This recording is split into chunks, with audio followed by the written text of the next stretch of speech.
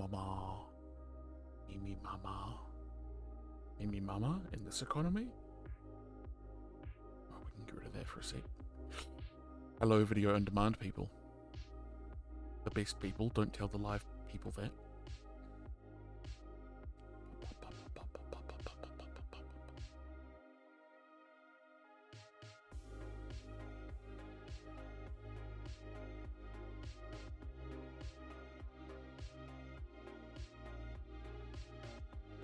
We are just vibbin' and vibin' until our glorious overlord arrives.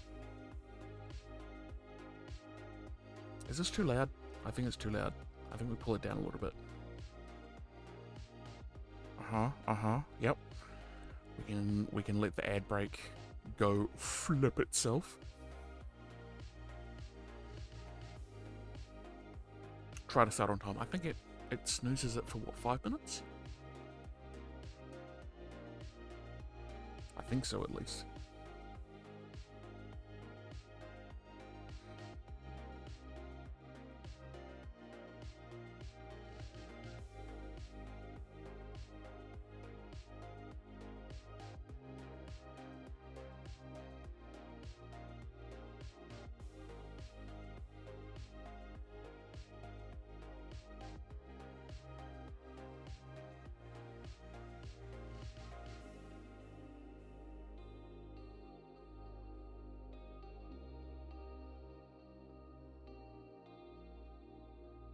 On ad break 3, 2, 1. Yeah, get out of here, ad break. Get out of the way so that we can just do stuff. Oh, it started immediately. That's cool.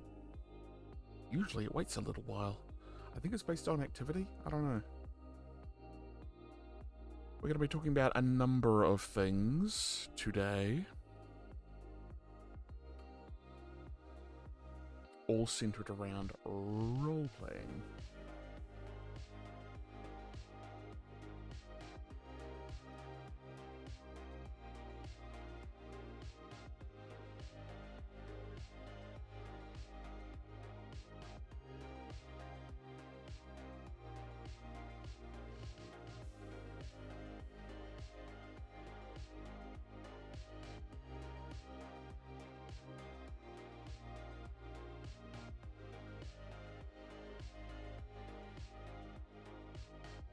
Excuse me. Crikey.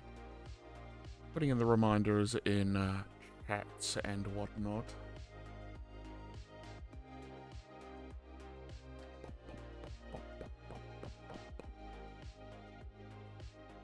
We've got a few eyes in chat. In the VRP community. I'm trying to say Illuminati and community at the same time. Commulinati? Yeah.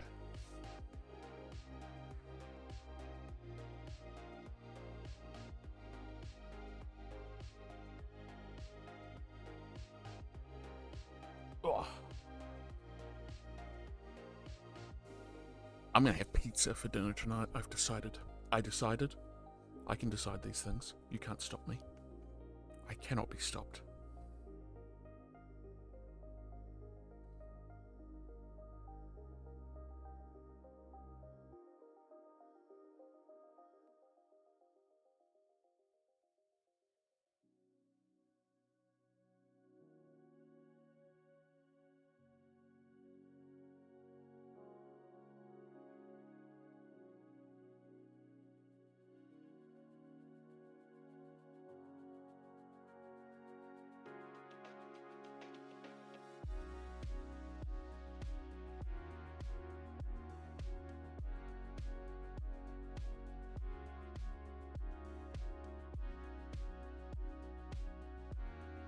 How do I... Oh, that's how.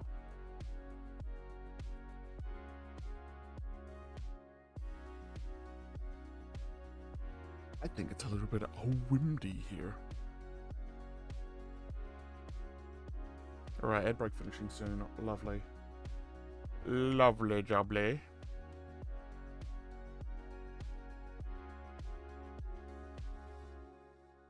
I really need to delete some things. That's what I need to do. That's what I need to do.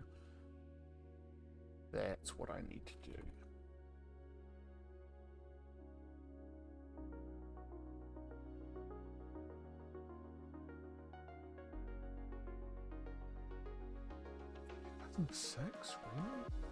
Damn! Oh, you mother flipper.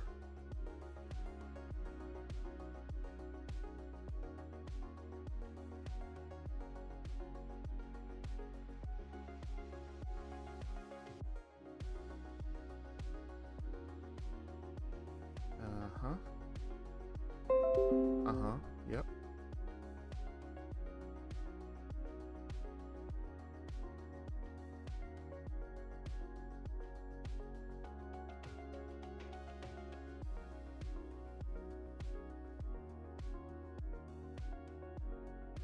Oh.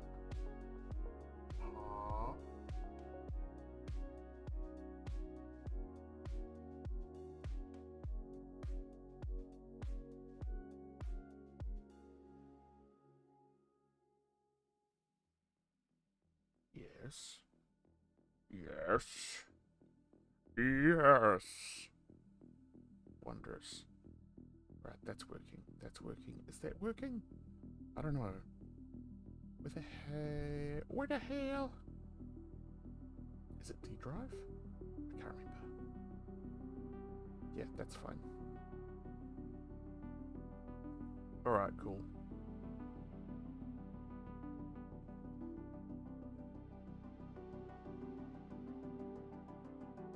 Alright, cool. Pause that.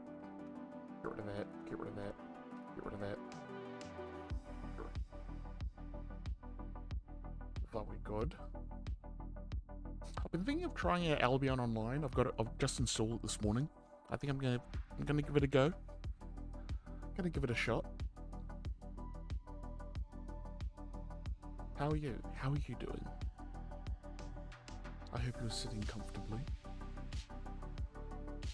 Something I guess I could do is... what is this? Not that. That thing?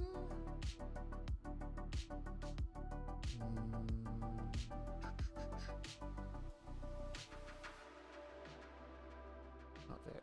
That. Uh-huh. 3 of 3. Oh, interesting. Okay.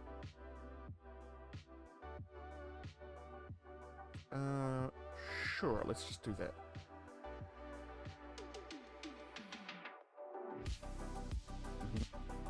Excuse me. Disendast? Yeah, Disendast. That's what I'm up to. How you doing, Drago? Hope you're doing well. We're just vipping and vibing until Overlord Withers arrives.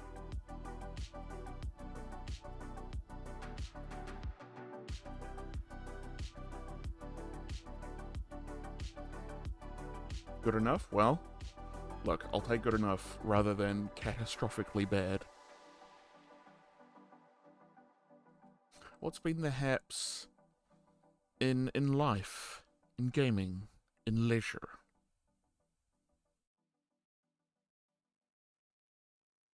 Came to bring... You did come to bring Coas. Thank you, Mira. I appreciate your presence. Yeah, you thought I wasn't gonna? You thought I wasn't gonna do that? Yeah, that's right. You don't hate it here. As she do, yeah, that's what she do. She does what she does. Uh-huh. Hit me with another one, go on. It's alright, I'll read to you later to apologize. Some number of things have happened with my V Rising role-playing character, which I have a number of thoughts and feelings about. Better than yawn binging, is that the new TikTok trend, is it? Is that the new challenge? I'm yawn maxing. Alright. I think he's ready to go. We're going in. We're just gonna dive right on in.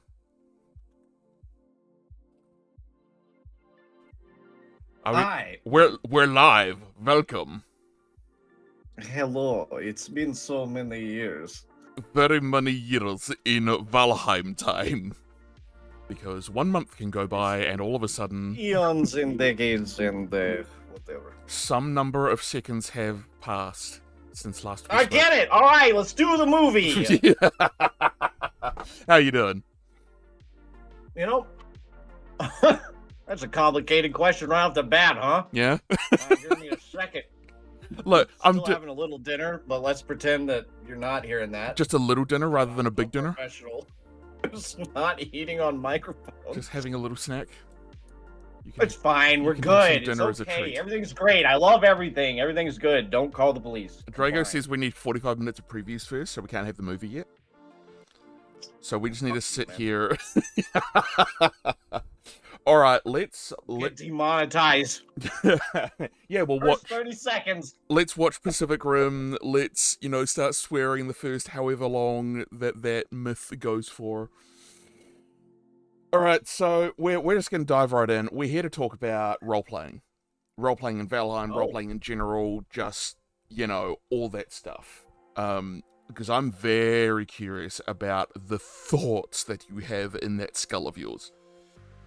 All right. Because it's been made clear on the server and last we spoke that you have very strong, passionate opinions about things, which I like. I like when people believe something about something. All I have are passionate opinions. I will preface it by saying seldom are they correct, but often they're loud. Who can say that Windows people are like, oh my god, claim your spot. People really want me to choose exactly where I'm going to say. I just thought we were going to have a nice panorama, but all right. Window spot? I do like the window spot. Hello to Autumn only. Hello. Not Amber, Traeger, or anyone else. Well, considering you said hello to Autumn only, we're going to choose the purple Papasan chair. There we go. Rude. Yeah, very rude. Look, we've got Withers on. We haven't got Essa today.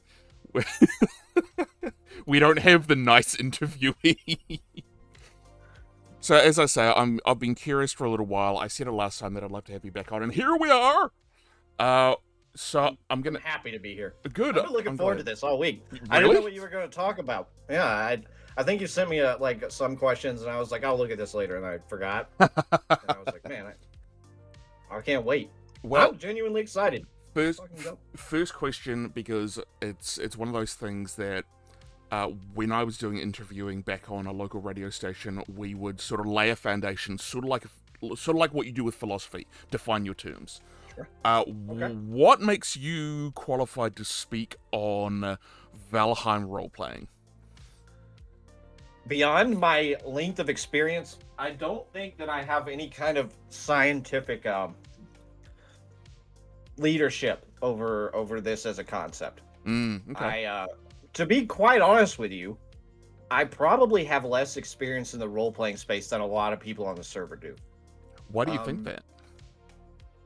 I hate Dungeons and Dragons more than anything in the world. No way. And I genuinely despise it. I talked to you about that in a whole other show. Oh, boy. A lot of people who come here, that's like their first thing. And they've been doing it since they were 10 or 12 or whatever. They've played billions and billions and billions of hours of D&D. And they probably played Grand Theft Auto, and they probably played Red Dead, Ark, Conan, whatever. But for me, I played a couple games of D&D in college, and then I was here, and that's it. So, do I have any kind of PhD in this shit? No, I definitely don't. I have a lot of experience with this server. Okay. And that's really it. I think I do have a lot of really specific experience in this server, but as far as do I have some kind of magical authority that transcends beyond the average dude? I don't think so.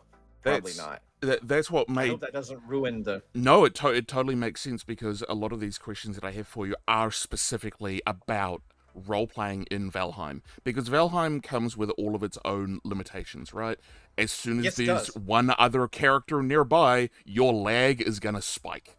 You're just going to have a high ping, and there's nothing you can do about it. There's nothing that anyone can do about it. There are mods and optimization, and much love to the tech team, Ari and Ski. Much love to anyone who works in the IT business or career or even for leisure, holy moly, you make our lives a million times easier by taking on the pain to yourselves.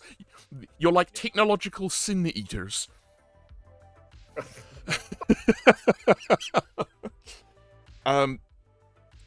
So as I say, there's a lot of limitations that come in, and I'm very curious about.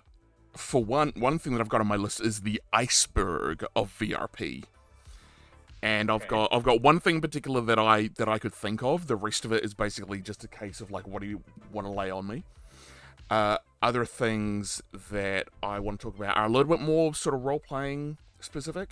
A question that I do have coming out of your comments about Dungeons and Dragons is, because of how the modern parlance goes, do you say Dungeons and Dragons as in specifically that game, or tabletop role-playing as a whole? Very specifically the 5th edition of Dungeons and Dragons. I see. And probably all the others too. I just don't think it's a good game. And I think the rules are bad, and I think playing it sucks. I agree, and my mod who's just showing up, and I have sometimes 2 or 3 hour conversations shitting on Dungeons and Dragons in the D20 system. It's not great. The main point I bring up is I don't like the rolling of the "do I get to miss my turn" die. Oh yeah, that's super fun. I love waiting 6 hours to do something and then fucking it up and then sitting there for another 12 hours while some guy looks at a spreadsheet. That shit rules, man! Oh, we can't do role-playing because we gotta go fight a guy for 12 years! Fuck! Sorry, listen, I hate this shit. It's so dumb. You know what, we don't need to talk about this. I'm right there with you. Go forever. I'm right there with you. We will absolutely. My feelings are clear. I think it is a useful thing though, as like almost like burgeoning game designers, because you're a mod, you're an admin on the VRP server. You guys are essentially doing game design because you're taking the things that you do and do not like from video games, tabletop games, books, movies, TV shows, and synthesizing it into a playable experience. So I think that it is useful to have those kind of developed opinions about what don't I like. Do I like the null result where I roll and I put a lot of investment in and nothing happens? I'm not a fan of that. That's roleplay. That's RP in a nutshell, though, right? Oh yeah. Like putting a ton of investment in, throwing it out into the universe, and getting a resounding back is like RP to the letter. Which is That's why how it goes. Which is why I like doing this sort of stuff, because I think it can be. I don't think that these streams are important, but I think they can be useful, especially because of the amount of people that have come in and people that afterwards or during are like, oh, I never thought about it like that. And I'm sitting here like, great, awesome. That's the point of why I was doing this, to, I don't know, if you want to throw something out there, and we talked about this before, how do you get, because it's hard to define, because you don't want to control people, you don't want to make people act a certain way in response to your RP, but how do you get other people to react to your role-playing? You basically have to bludgeon them with it. You just have to keep doing it. Do you mean as a player, or do you mean as like a dungeon master guy? As a player, and let's take Valheim roleplay. How do you get, as a player on Valheim roleplay, how do you get people to respond to what you are doing? Yes. It needs to not be dumb as shit, number one, which is a big ask. That's a very broad term. What does dumb as shit mean? Okay. So let's imagine that you and I are at the mead hall, okay? Mm-hmm. We're in the tavern, and you walk in, and you look at me and slash me sighs dramatically. Oh god. You sit down and you ask for a bottle of mead, and you get it, and you stand up and you drink it, and then slash me sighs dramatically again. Oh. Okay. Now in your head, you have expressed, I don't know, a couple different things. You're a hard-worn man. You're coming into the bar for a bit of drink, but I don't care. why do I care that you're sighing dramatically? Yes. What's Why more should you fun care? is is you coming into the bar telling me that I'm in your favorite chair. Please get the fuck up right now. I've had a Conflict. really bad day and I'm ready to freak the fuck out. And I'm like, hey man, okay, jeez, take it. And I give you the seat, and then you apologize and you tell me that Sorry, I've shit's had a been rough bad. day. Yeah. Okay. Well, congratulations. You engaged someone in a dialogue. They're curious now. Shit happened. They could have reacted violently. Yeah. Maybe they aren't so keen to give up their spot. But hey, guess what? Action is occurring. Something's All right. happening. Yes. And you have importantly engaged them in dialogue. It had went one way, it went to them. It went back to you. It's a And tennis now rally. you're having a moment. Correct. You're both playing pretend together now. What you were doing before was text chatting and trying to hope that they gave a shit. And they didn't, because why would they? They don't know who you are. Mhm. They don't care about your character. They didn't read your fucking lore. They don't give a shit if you've had a bad day. Why does it matter? They're talking to the bartender about gold prices in fucking West Haven. They don't give a shit. They're worried about So their shit. If you want someone to care, you have to engage them, and it has to go back and forth. If you're just telling a guy that you're the coolest dude in the world with the best swordsmanship possible from the coolest school that ever was, they don't give a shit. They can read every single other person's character lore, which all says the same thing. Mm-hmm. You want someone to care, engage them, and make it about them. There you go. That's it. That's the trick. Make it about When them, not came about in you. and you told them to move, it's about what they're feeling. It's about what they're going to do in response to that. Mm-hmm. And obviously that's not the only way you can do that, but it's a great example of like the two different ways you could go about telling a guy at a bar that you're having a bad day. You know what I mean? Yeah. Engagement is the most important part of that. Another scenario could be like you've never seen this person before, but you've been there a bunch of times. Say something to the bartender who already knows you, and say, "Hey, did you see this person again?" And they're like, "No, I didn't." Yeah. Well, that sort of gives other people an in to say, "Who is that? Who is that person?" I think there's a lot of politeness among the community, which is great, but in character, I hate it. you've said it, and Andy has said it, where it's like you got to be more mad about shit. People got to fight about shit more, and that doesn't. I told you last time. That was our conversation. Yes. You said, "What could people do to improve VRP generally?" And I said, "Get mad about stuff." Yep. And that doesn't necessarily mean, people who may misread this, that doesn't necessarily mean pull out your sword and start attacking people. It means be passionate about something, have a belief, and stand by it. And if someone pushes back against you, don't go, "Oh, well, that's just your belief." That is one way to do it in the real world, because in the real world, we are trying to progress society and be better people to one another. But in a historical fantasy, Viking, sci-fi, cyberpunk, whatever it may be, you think differently than other people. You're allowed to be a little bit uppity. You're allowed to be a little bit, hey, actually, 4 words, go fuck yourself. Yeah. No, really. The thing, this is where a lot of people, I mean, I had the same problem when I first came here, is it's number one, it's horrifying to be plunged into a world, especially if you come in late, where it feels like the whole high school's already together. Oh my god, and you're just yes. some guy sitting off on the side, right? Me So in that's pretty season scary, 12. number Yep. one.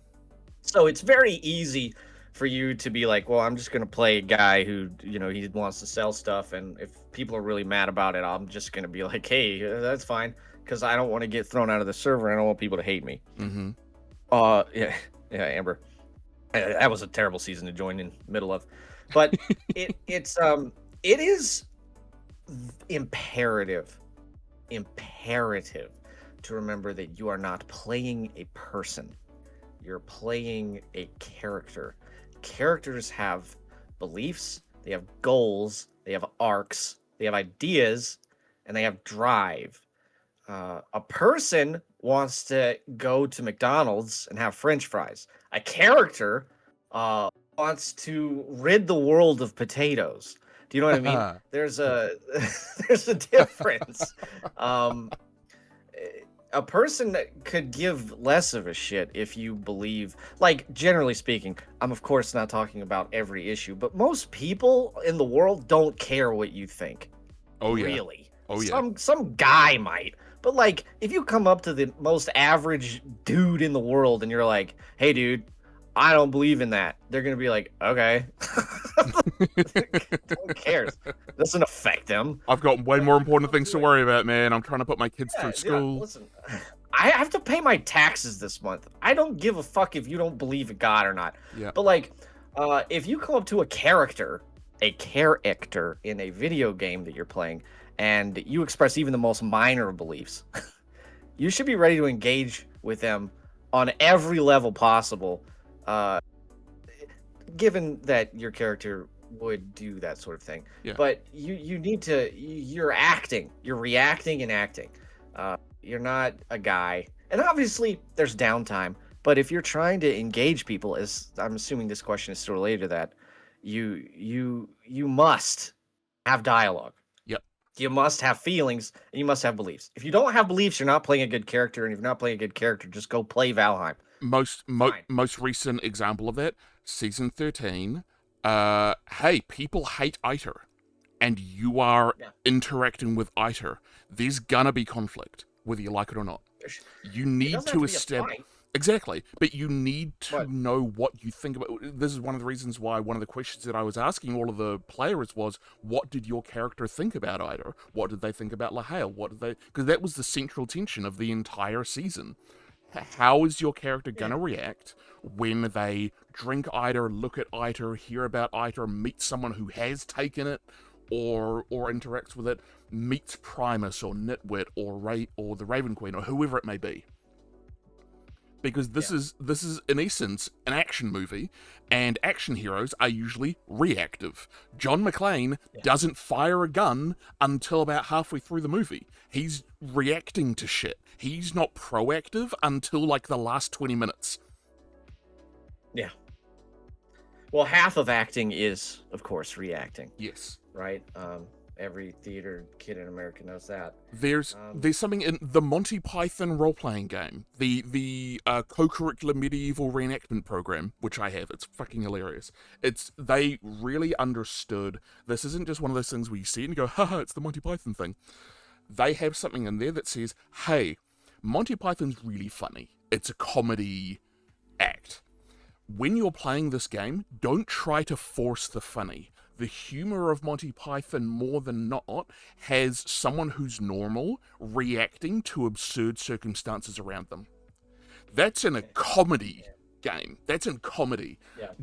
It's exactly the same kind of acting all across media. It's reactive.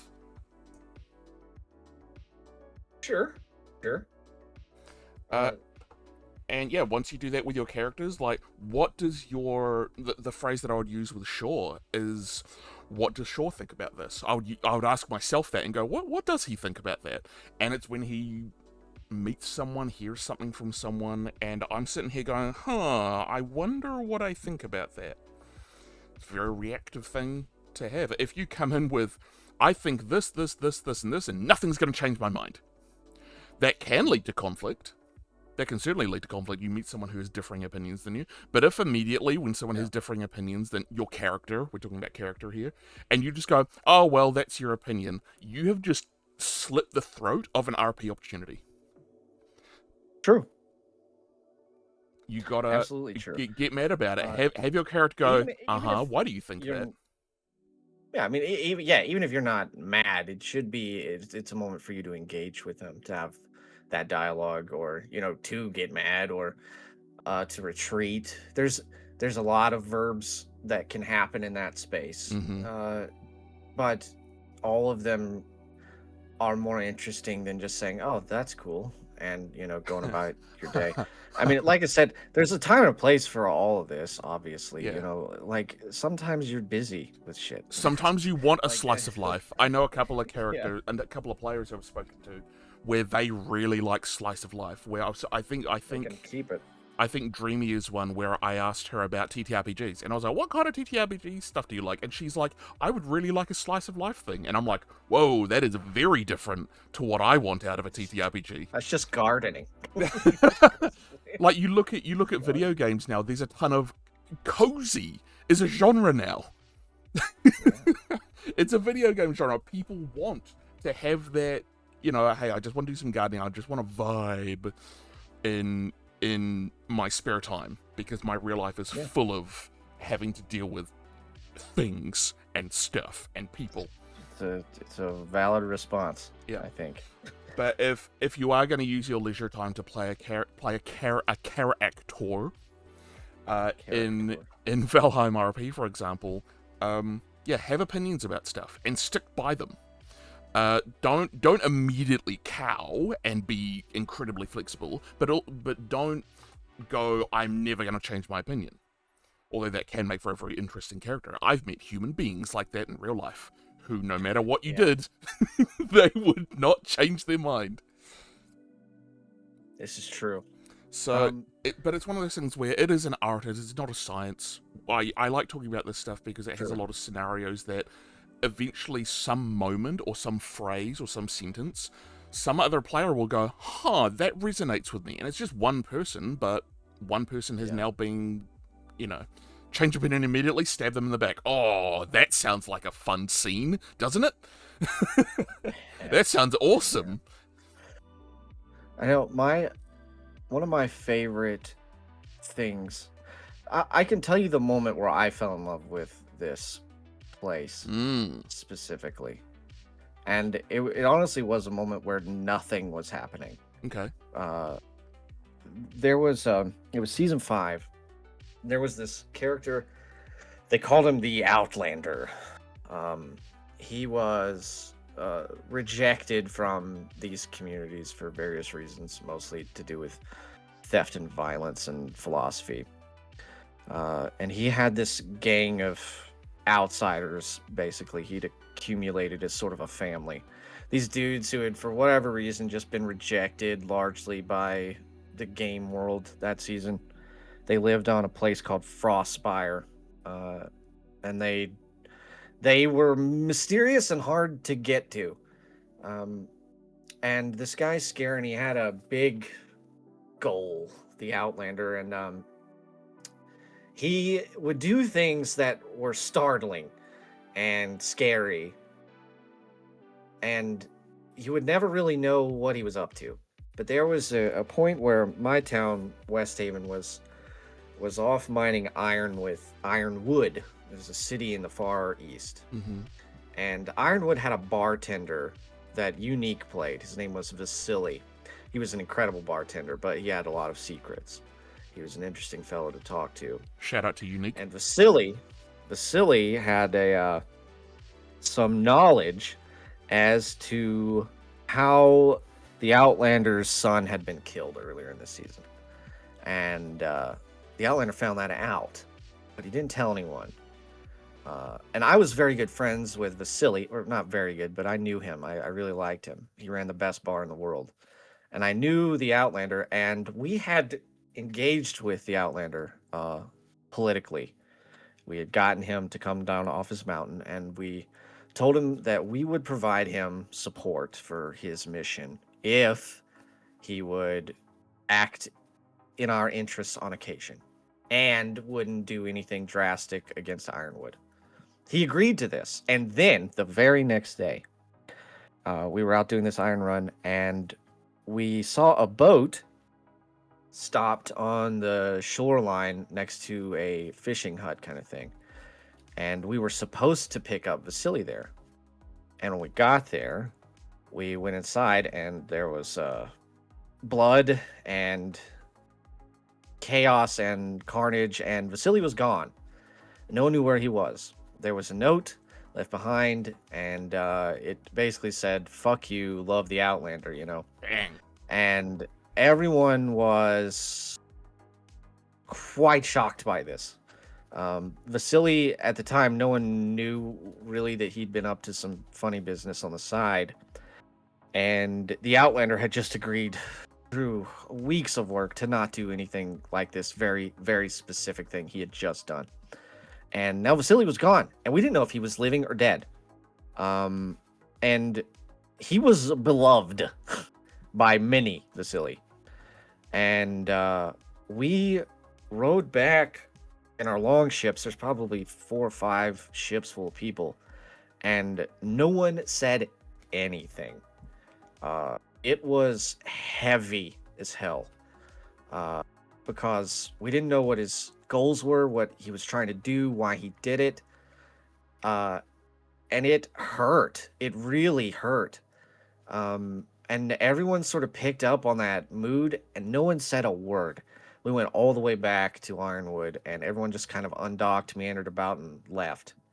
And it was so impactful to me to experience that kind of group emotion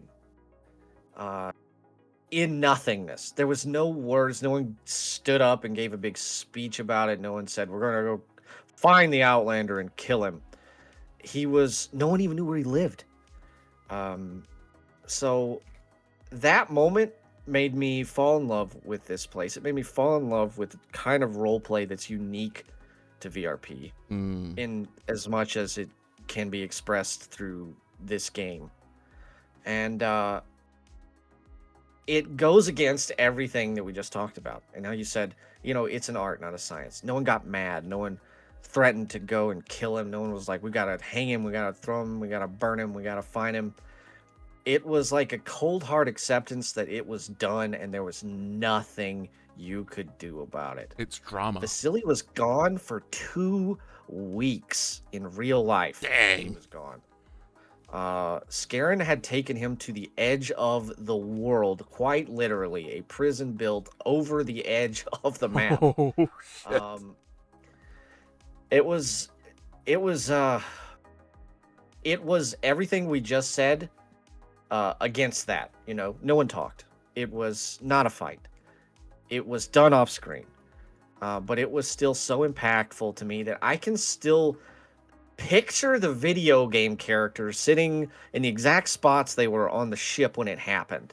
I can remember who came in the door after me and the way the mood shifted so quickly. I can remember the clothes people were wearing.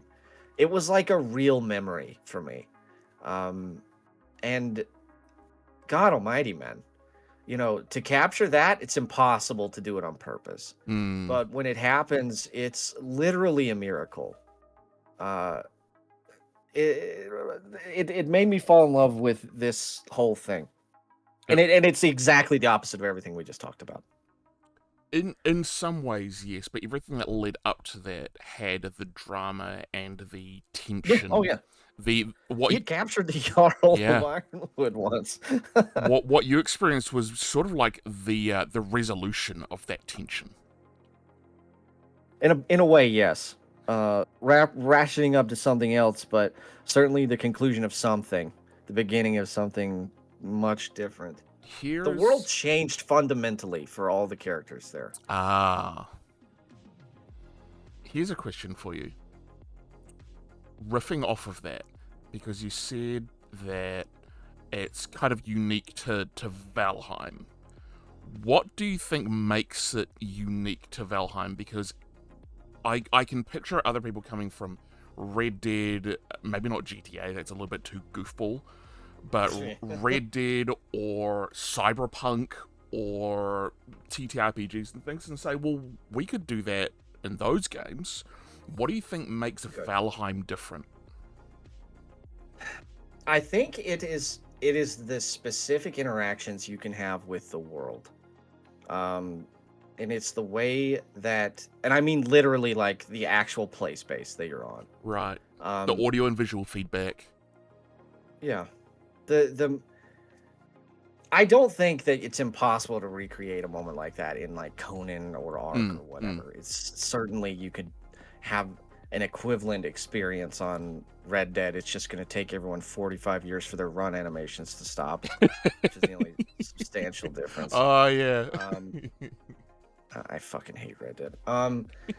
But no, there's there is a beauty in how this game works on a fundamental level that nothing else really gets. There's a lot of freedom built into this game outside of the survival mechanics and outside of the fight mechanics. The the day-to-day existence that you can have as an imaginary character in this world is unique to Valheim.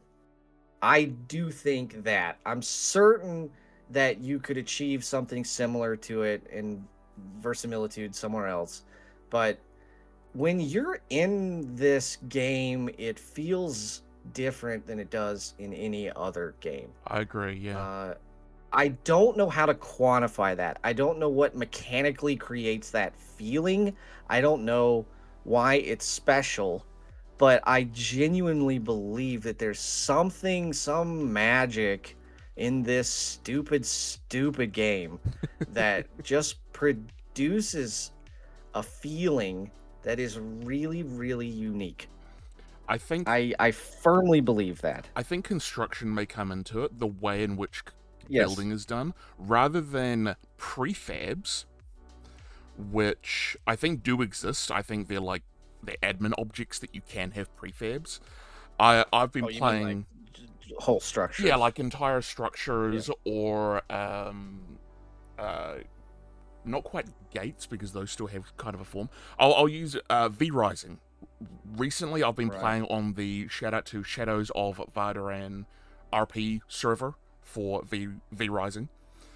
I have a lot of mixed and complicated feelings about it, which I won't delve into.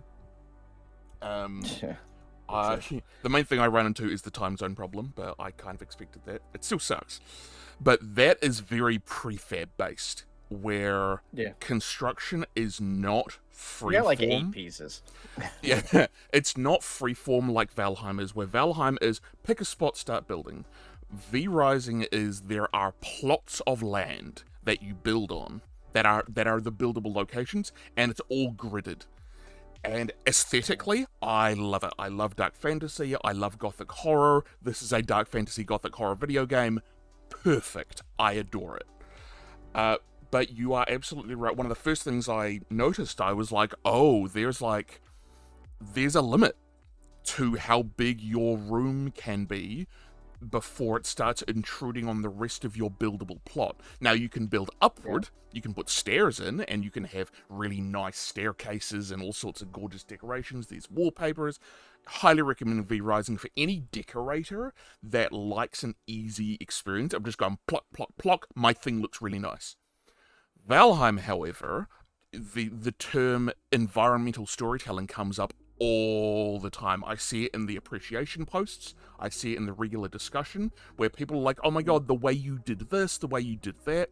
Gizmo helps, of course. Gizmodo Mon Bobo, where it gives us that 360-degree rotation. Having played the V Rising stuff that I've done so far, it's incredibly character-driven because that's about where most of the roleplay comes from. Valheim gives us this freedom to have a house can have character, just based on how things are placed in rotation. What you're describing is basically that the game doesn't intrude on your playing of it. Absolutely, it doesn't yeah. Get in the way. Yeah, that's Valheim, yeah. You don't have, besides a few mechanics like raids, which we've disabled and such, that the game seldom interrupts what you're doing to make you play it. There's no real compelling reason to do anything you don't want to do. The game very seldom gets in the way and says, hey, I need you to do this real quick. And I don't even mean like tutorials or like, Hugin or whatever. I mean, literally, the game is just like, hey, okay, you're kind of Here's the world, here's all the stuff. Go crazy. Yeah. Which is... It is conducive. It is the copper wiring, in my opinion, that allows for the expression of character to be the most important thing, rather than mechanical adherence to what the game desires from you. It's the thing that I wrestle with. A very close friend of mine and I, we talk about survival crafting games. They play a number of them. Hightail is one of the most recent big ones that people really like. Yeah. I did not enjoy something like Minecraft like I liked Valheim. And on the surface, you can be like, well, they're both basically open world, construction, survival crafting games. But the thing that I love about Valheim is I love RPGs. I love, level up, get better gear, that sort of thing. Valheim with the skill system, do you want to be a farmer? You can just do farm stuff and your farming skill will get better. And you can kind of focus your skills that you're up in. And I really, really like that. What you talk about with it not intruding on you. Minecraft, it's a very uninspiring game to me. Because it says you can do anything. And some people really like that. D&D says you can do anything. Now, with having played these sorts of games a lot longer, and for longer durations of time, long play sessions and things, I hear that and I go, so you have no idea about what your game is about. Yeah. And that's why I really like my big love right now is Draw Steel from MCDM. TTRPG, it is specifically a tactical, cinematic, heroic fantasy game. It's like, hey, fighting monsters? What if it was fun in a TTRPG? What if it was fun to do and shit happened every round? I played the first combat I ever did, I ran it for a friend of mine. We played for 1 hour. It went for 2 rounds. They were controlling 4 heroes. I was controlling all the monsters. And it was literally the best combat I have ever experienced in any TTRPG ever. Because it was 2 rounds, but so much cool shit happened.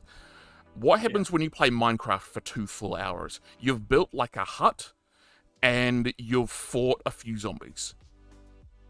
And that's, sure. I mean, unless you're speedrunning that's it. a bit, yeah. I mean, you could, there's fun to be had there, I'm sure. There is, but it's incredibly multiplayer dependent for a start. Valheim, like, people talk about their solo sessions on Valheim. You can do so much stuff. People do it in Minecraft, and it comes down to, like, individual tastes and stuff like that, but sure. The magic of Valheim, it just really grabbed me when I first started playing it. I think the first time I ever played it, I played for a full 6 hours. I just didn't, I just couldn't stop doing it. The only reason I stopped is because I had to go to bed. And I just kept doing it. I would find myself in the multiplayer server that I'm on, my favorite thing to do would be finding those ruined towers, those ruined structures, and strategically renovating them. Like, this is about this far away from this, and I'd mark it on the map, and once the cartography table came out, it made it even cooler, because then I could go, hey, I fixed up this thing. And I would look at the clock, and 2 hours had gone by. And I'd just been mucking around with this one thing. But I felt like I was having so much fun, because I could make it look however I wanted. Even though there was a little bit of a prefab there, I kind of messed around with it. Oh my god, yeah. And it's really hard to quantify, why is a game fun? Well, that's a very difficult question to answer. If you could answer that question, people would pay you a lot of money. That's right, exactly. There's a lot of people who would give you all the money you could want in the whole world if you could answer that question. Mm-hmm. But there is no answer, and there is no way to discern it, unfortunately. And that's why You can analyze it. Absolutely. But you can't write it down as a mathematical formula.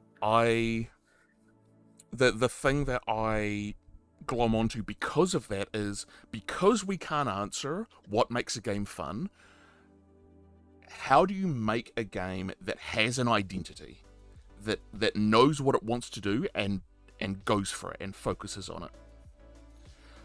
You're talking like game design? Yeah, because to me, if you try to make a game that does everything, does a little bit of everything, I'm like, well, then, after a very short amount of time, this is my experience, after a very short amount of time, I'm like, what do I do now? I need, like, some direction. Sure. And Valheim has that natural progression of, all right, I need a better bow. Hey, there's that big imposing forest over there. The phrase that I heard and now use is, reward the players for the behavior you want them to exhibit. Sure. If you want them... And that's pretty standard game design stuff, but I feel like it's not talked about very much. Because Because an open Well, you world don't game need that to says you, understand that if yeah, you're having a good time, right? I mean, yeah, like, if you're just a guy playing a game, it doesn't matter what the the gameplay loop is or what the mm, reward structures. If it feels good, it feels good. It's yeah. like you don't need to know what the hell's made it, what's in your pizza if it tastes good. Fuck it. I'm not making it. I just like eating it, man. This I don't cyanide is the best tasting cyanide I've ever. It will be the last It and will be the greatest last and the. ever happened. But hello to Turbo, aka Silas during S13. We're talking about a little bit of S13, but at this stage we're kind of talking about RP in general. I am curious as to answer to their question. You can go ahead and answer that if you'd like. Oh, we'll get to it. Yeah. Come back to it. Yeah, shit. Those are. I really like. I love talking about game design. I love talking about this sort of stuff and hearing people talk about that sort of stuff. So, Yeah. here's a question for you that I think Sure. we talked a little bit about it last time, but I want to dive a little bit more into it. How you might have an answer immediately, and this question might fall over instantly. How do we make a player economy work?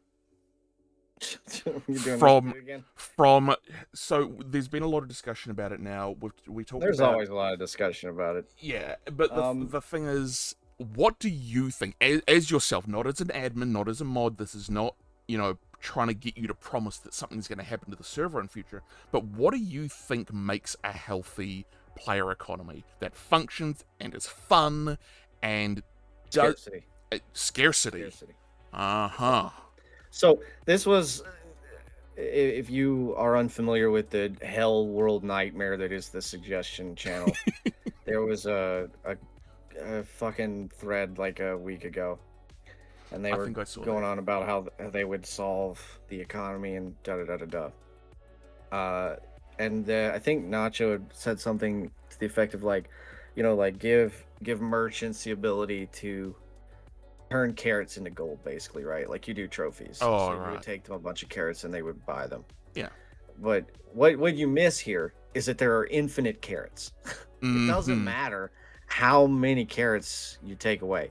If it's infinite carrots minus infinite carrots plus 35 gold, then you have 35 gold and the same amount of carrots. You can have as many carrots as you want. It doesn't make a difference. There's no limit to any resource in this game other than bees. That's it. And we can we can make more bees too. There's no scarcity. And without scarcity, there's no supply. And without supply, there's no demand. It does there's no math there. So if you want a functioning economy, people have to not have things. And it's a game about having things Yeah. and getting things.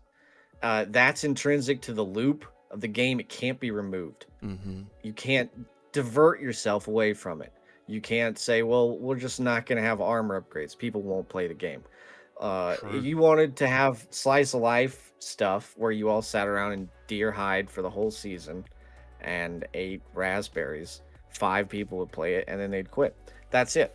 But that you can't remove that from the game, and you can't have a world of functioning economics without some level of scarcity. Now you can fuck with it. I mean, like, not everyone has infinite carrots, but there is in effect infinite everything. It is a video game where you can produce material out of thin air. It is what it is. There's no entropy. Now, how do you go about solving for that is a great question.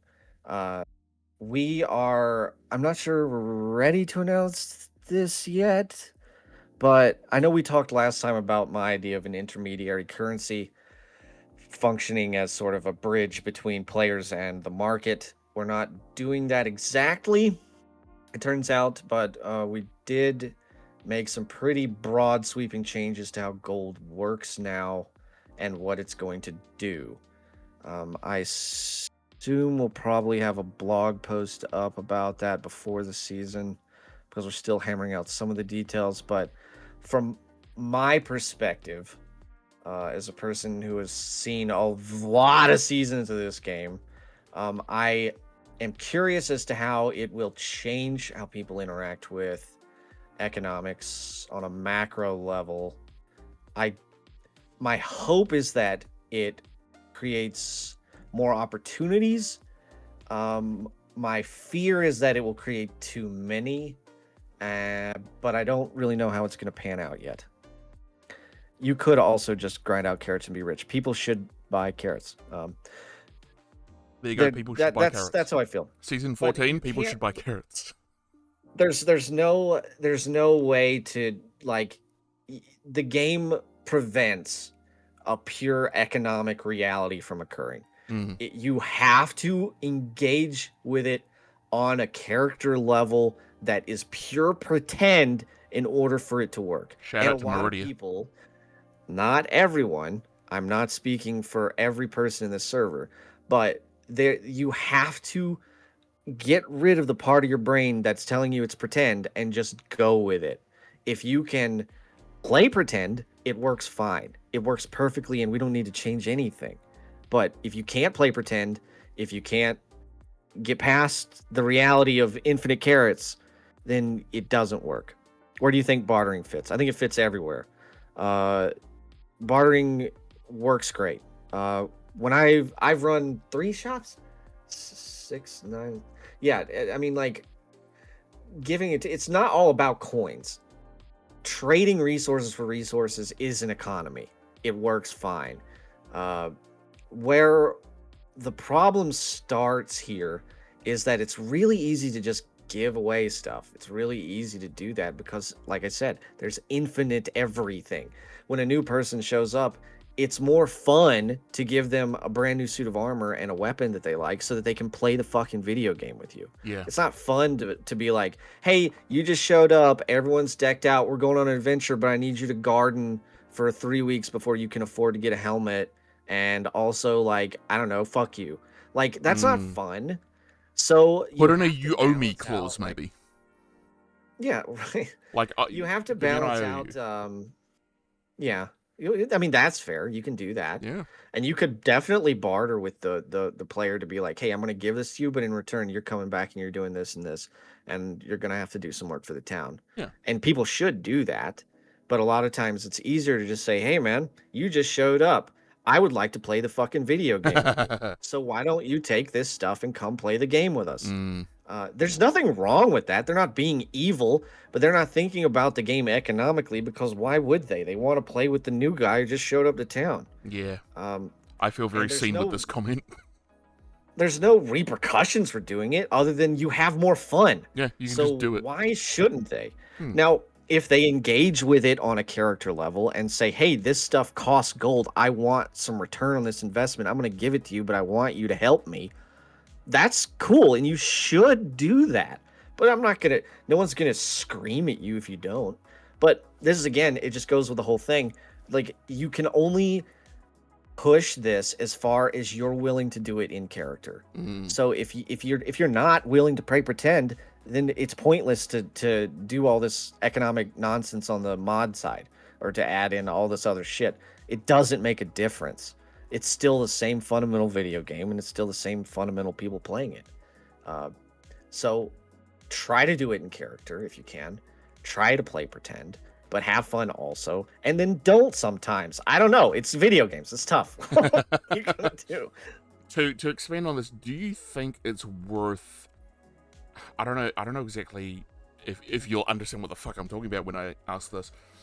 Slowing down the infinite items. Do you think it's worth doing? Like, you've done it? Yeah, we've done it. I mean, there was a period of time where crypts refilled once every 3 weeks. There was a period of time where I think we doubled the growing time of farm stuff. There was, in season 6, they were going around removing copper and tin constantly. So that in effect, there was basically none to be found anywhere on the map at any time. But what you really produce is just people getting mad they can't do stuff. I was about to say, I imagine that the problem immediately rose of who is online more. because the Yeah, people who are exactly. online more are going to get everything. Yeah, that's right. Correct. They never log off. They're no lifers. If Right. I don't I like had a using that ton of phrase. copper and tin because I was working from home then, and I played Ah, constantly. So anytime I logged on and went out and found copper and tin, I had it in my shop, but no one else did because they got to play once a week on Saturdays if their kids were at their mom's house. Do you know what I mean? yeah. So, uh, when you have that, then people start going, "It's power gaming. It's evil. It's bad." And like, I mean, they're not wrong. I was, but it's not the real world. So like, I can cover infinite ground. It's based on how much time I have, right? Mm, Other players have a very finite amount of ground to cover. They have an hour and a half to go out and try to find their copper node, and if they can't find it, they're done for the week. Uh, and that's that. And then when they get to iron, they're behind and they're mad and they're frustrated that they can't hang out with their friends and they quit and then their friends quit and then you're done. So yeah, we can introduce scarcity all we want, but all it does is give some people a really good time and hmm some people stop playing. I That mean, listen, people are going to stop playing no matter what. Like everyone's mad about something. I'm pissed about shit in the game still myself. It you can't make everyone happy, but you can make a lot of people happy if you don't take their shit away. Do you know what I mean? You hmm get it? Yeah, that makes sense. Yeah. What? Autumn is correct. There'll always be a handful of people who get there first every time because they never log off. And, is that a personal problem with them? Yeah, I get it. I was one of those guys. But yeah, you can't compete with time. It works in a straight line, and the people who can walk that line the most will win. That's just the way it is. So, limiting resources, it works. It will work. You'll be able to go to your shop and have distinct pricing for every material. But, the other 90% of the people are just fucked. They can't get shit. What are they going to do? Sell some logs, I guess. Yeah, But, because I ran into that. I've talked about this many times before. I ran into that S13.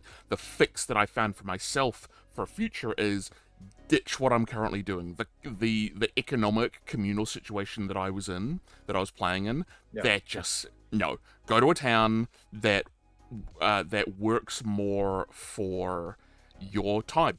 For your time zone, talk to people, go into Correct. that LFG connections thing and say, hey, I don't get to fucking log on. Can I? Is there a town around here who's really, really communal where I can log on and grab a bunch of shit and be able to frolic through the fields for the few hours a week that I get Yes. to play? Yeah. And there is a I don't know how to phrase this correctly without using weird racial terms, but there is a dual class kind of situation that happens on a server with this Mm, game. Okay, you have the people who can play basically as much as they want because they're unmarried dudes who are in college, um, or whatever, and you have people who, like Chastity, or Charity, she's got a family, she's got kids, mm-hmm, mm-hmm. she's able to play 3 hours on nights when her kids go to sleep early, right? So, does her opinion about how the game works count as much as the guy who lives in an apartment and works from home and is on 24 fucking hours a day? Yes, they do, but their needs are very different. Uh, and when you're talking about creating a story or a world that benefits both of them, the compromise is that some shit just has to be pretend. Mm. Uh, you have to just pretend that gold matters, just like you do in real life. Haha. But like there is in this game no universal solution to making an economy work. There is only pretend. We can dress it up in different hats all you want. We can make it so this person makes this and that person does that and this resource does this. It won't make a difference. If merchants can sell iron or if they can buy carrots, the reality is you got to pretend. It's If because you it's can't do it, and if your brain won't let you, then it doesn't matter. yeah. Do you think this has just occurred to me? Do you think people focus on the item gold too much, rather I than think people thinking? focus on items too much. Ah, okay. Period. Can I give you a long-winded example? Oh, hit me with it. No, I'm not doing this. I'm not No, doing no. this. All right. No, we're not doing this. They just, I, my personal view is that once you stop caring about the fucking items in your boxes, your experience on this server specifically will be increased 1,000-fold. It doesn't matter what you have.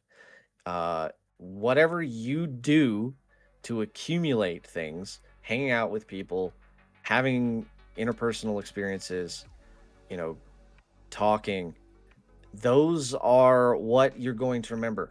The shit that's in your box, who fucking cares how much 10 you have? Who gives a shit? At the end of the season, when you're looking back on it, and you're like, hey, we did this and this and this. If some guy said to you, well, I had 48 boxes of 10, the only thing you would think about that guy is that he's a fucking idiot. And why the hell was he playing Valheim roleplay? No one has ever bragged about the amount of deer hide they have at the end of a season. If that is your goal, you've completely missed the point in the first place. So, yeah, you could have too much focus on coins. You could have too much focus on materials. You could have too much focus on weapons.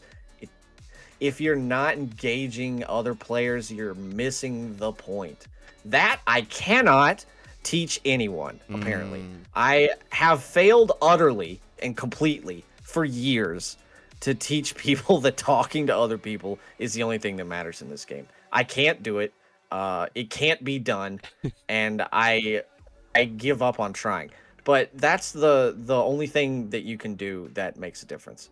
Yeah, you focus too much on coins. Yeah, people do. But, it's the only monetary thing there really is. Sure. But there you go. That's my answer for that. That's a fantastic fucking answer. There, I really like that. It's I had a feeling that it would get something out of me. Yeah. Oh, it's sort of on a spin-off of this, and I think we may have already answered it in the play pretend. Because you've talked about how you've run shops before. You've run, 3 or 4 of them? Yes, 3. Speaking, I guess, from your experience, shock horror, everything we say is based on our own experience. What does it take to be a decent merchant in Valheim roleplaying? To be a shop owner, be online a lot. Yeah. Be online a lot. So this, I'm not gonna. There was a fellow last season who ran a great shop. It was beautiful. It always looked like you would hope every shop would look like. But he's online for an hour and a half a day at tops, right? The dude was mega frustrated with the state of the game because no one would use the shop. And it's a valid feeling, right? But if you're not online when the one guy who wants to come over is coming over, you lose. So this is where this is another thing about the two levels of people who are playing this game, the guys who, I'm saying guys generally, the people who have lots of free time and the people who don't. If you don't have a lot of free time, your shop will never work. It just won't. There's too many other people who can fill your niche, and there's too many people who want things when you're not there. And if you're not there a couple of times, they just won't go. Even if you are, they're not going to come because they won't be looking for you. It is the most valuable resource a merchant can have. And I don't mean the class. I mean, you could sell potions, you can sell fish, whatever. It doesn't matter. If you don't have the time to be at your shop all the time, you won't succeed. There's no fix for that, unfortunately. There are technical things we could do, like implementing a marketplace mod where you could list things on eBay, right? Those mods exist, but that is not a good fit for our server. Yeah, because we want to focus on, I say we as though I'm part of fucking staff, we as a community want to focus on the people interactions, not, as Correct. you just mentioned, the items, the gathering of items. No, putting in that eBay mod is trivial. It would take 30 seconds, and you could buy and sell anything you wanted 24 hours a day, period, forever. But what would be the point That's of that? not What would the that actually point. get you? Yeah, more shit, more stuff in your boxes, and more gold for your guy. But like I said, that is not the point. Mm. Now, if you want to play that way, then you should genuinely go somewhere else. Um, we're never gonna have it. Uh, Accumulation isn't a good goal for a character. That's not to say that I want to be a rich, greedy man isn't valid. Of course it is. That can be a But very like, effective character trait when you're talking to other yes, people. the guy who owned my shop in season 6, his whole goal was to have the most gold. That's why we had the bank. That's why he hired me. We had like 6 people working at that store, and Mm. at the end of the season, we had close to 400,000 coins in our shop. Um, and I mean, that was his goal. He abused us, he worked us to death. But the bit was he wanted a lot of money. He didn't do anything at the shop. He just sat there and made us work. Um, that's a valid character thing if it makes you happy. But he was engaged with the game, and in a story sense instead of just an accumulative I need stuff sense. Do you know what I mean? So, Like, his character was built around making other people do work for him. okay. It's- but like, yeah, I want money. That's my bit, and I'm gonna do that by opening a store and doing nothing special isn't fun. I mean, you could do it, but like, um, If you, where's the I where's the can, joy in it? I guess. I can see it where if you want to do that and you do that, and you're fine with it, and you don't complain about the economy, you don't complain that nothing's happening, and you're totally fine with it, super Yeah, valid. great. If it makes you happy, honestly, anything's valid. Yeah, If your favorite thing to do is plant trees and literally watch them grow, and it makes you just the most happy in the world as a player and character to do that, then that's valid. yeah. It's so fine.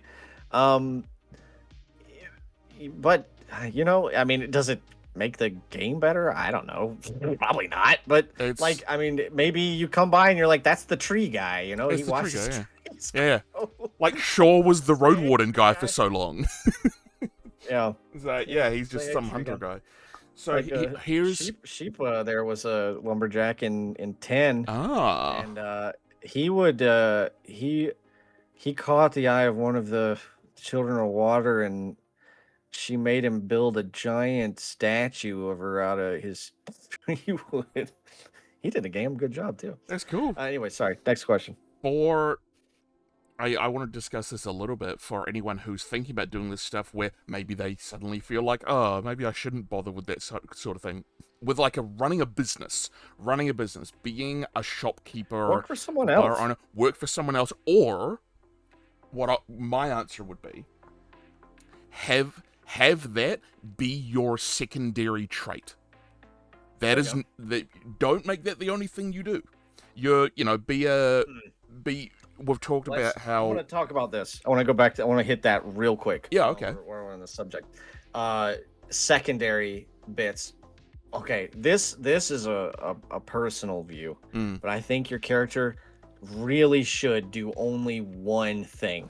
Interesting. One single thing. Mixing bits and trying to balance them out, you're always going to have a half-assed of both. So why do you think that is? Just because of It's time because- availability?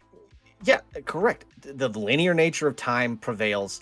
Plus, okay, in season 11, I played a newspaper guy like Amber did last season, right? Mm-hmm.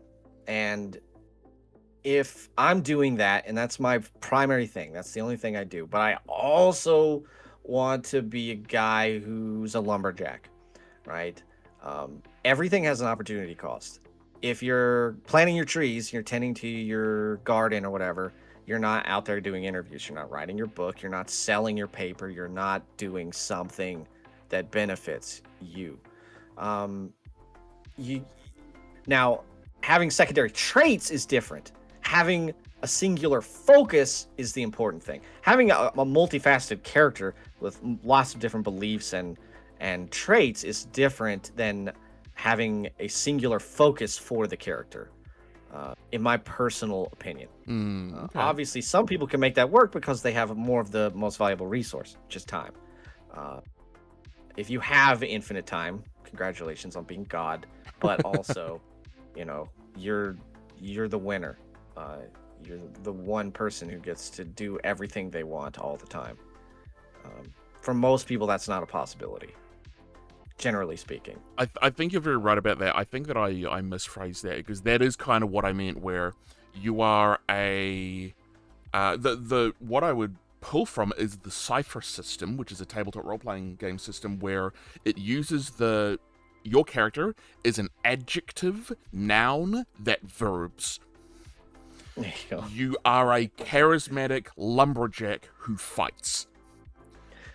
Do that. That's fun. And Yeah. in that game system, holy moly, it makes it That's easy to like imagine who your character is. So maybe that would That's be a good helpful bit. for some people. You think about, who am I? I am an adjective noun that verbs. Just go with those three things, focus on that, and I bet you'd get, a pretty well focused character that is playable.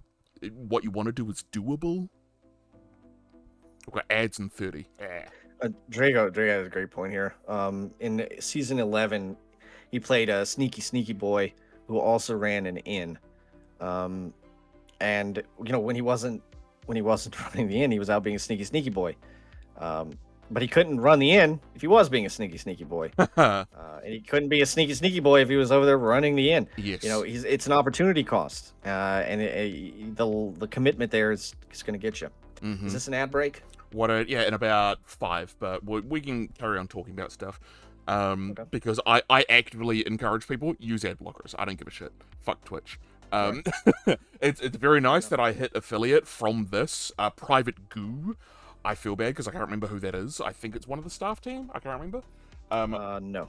Bought a pack of subs, incredibly, in one of the earlier things, and the next day I got a notification saying, "Hey, you've streamed for this many hours. You've got this, that, and the other thing." So I can't turn ads off. It's impossible. Oh, thank you for your Bezos bucks. Illustrious champion returns. You're welcome.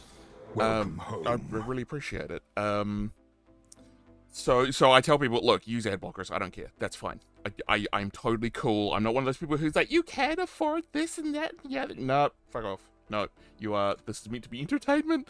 I should have read the agreement before I said, yes, I want to be affiliate. Because otherwise it could be totally... Anyway, for season 13, I mean, what did Dovriel do? Dovriel? I have no idea what the actual correct pronunciation is. Dove. Dove. What does she do? She built bridges. Hey, sheep, thank you. Returns. Welcome home. Bless your resub, sheep. I appreciate it. You'll have a limited time to earn exclusive emotes. Exclusive email. I put those in? Really? I think I did. What does she do? She built bridges and she sent messages. That's it. Yep. That's all. That's all she did. But man, it got a lot of shit done. There was so much stuff happening to her that I was very jealous of. I was like, oh, I should have done that. I should have gone around being messenger boy. Although she had the time to do it, which I did not. I think it wins again. that time wins again. Because the thing that, fortunately, I was able to basically do Shaw's bit where he's a hunter. What does he bring in? A lot of materials, a lot of animal skins, and eventually I was pretty rich. I walked into Meridia and spent 5,000 gold, and I was fed until the end of the season. And after I spent that money, I was like, I don't need to buy food anymore. That was a lot of fucking money, but I don't feel like I need more. So, which was really cool. I know that there's been a lot of discussion. Yeah, I felt by playing your character. Yes, I absolutely felt like I earned it. The amount of time that I spent away from home. Here's one of my pet peeves. We're going to talk about that, by the way. That's one of my questions. Is like, little things that make you go, because I've seen you do that in the chat where you post like a vomiting emote or something when it comes to Okay. to certain kinds of like meta things that people do. I think you Yeah. mentioned it for the live RP hook thing, where an example, you were like, well, how the hell did your character recognize that? It doesn't make any sense. Oh, that gross shit. Yeah. Yeah. Yeah. And it Where it's happens. like, you're concerned that the doctor might have lost a patient close to Yeah, him. that particular How the one. fuck do you, what? Yeah. How the fuck do you know that That shit? that particular piece of that hook makes no fucking sense. But for the most part, Bacon has probably already spoken more on it because they're more experienced. But a lot those RP hook things I see for V Rising, it makes a lot. We're gonna do it. We're gonna at least try it. Yeah. I personally think it's gonna be an enormous waste of time. Yeah. Because I have zero faith in the general community of the server to not fuck it up. But I mean, we'll try it. Because it's one of those things where I can totally see it, being up for a week, and then you guys say, okay, well, you have abused the privilege, we're taking it away.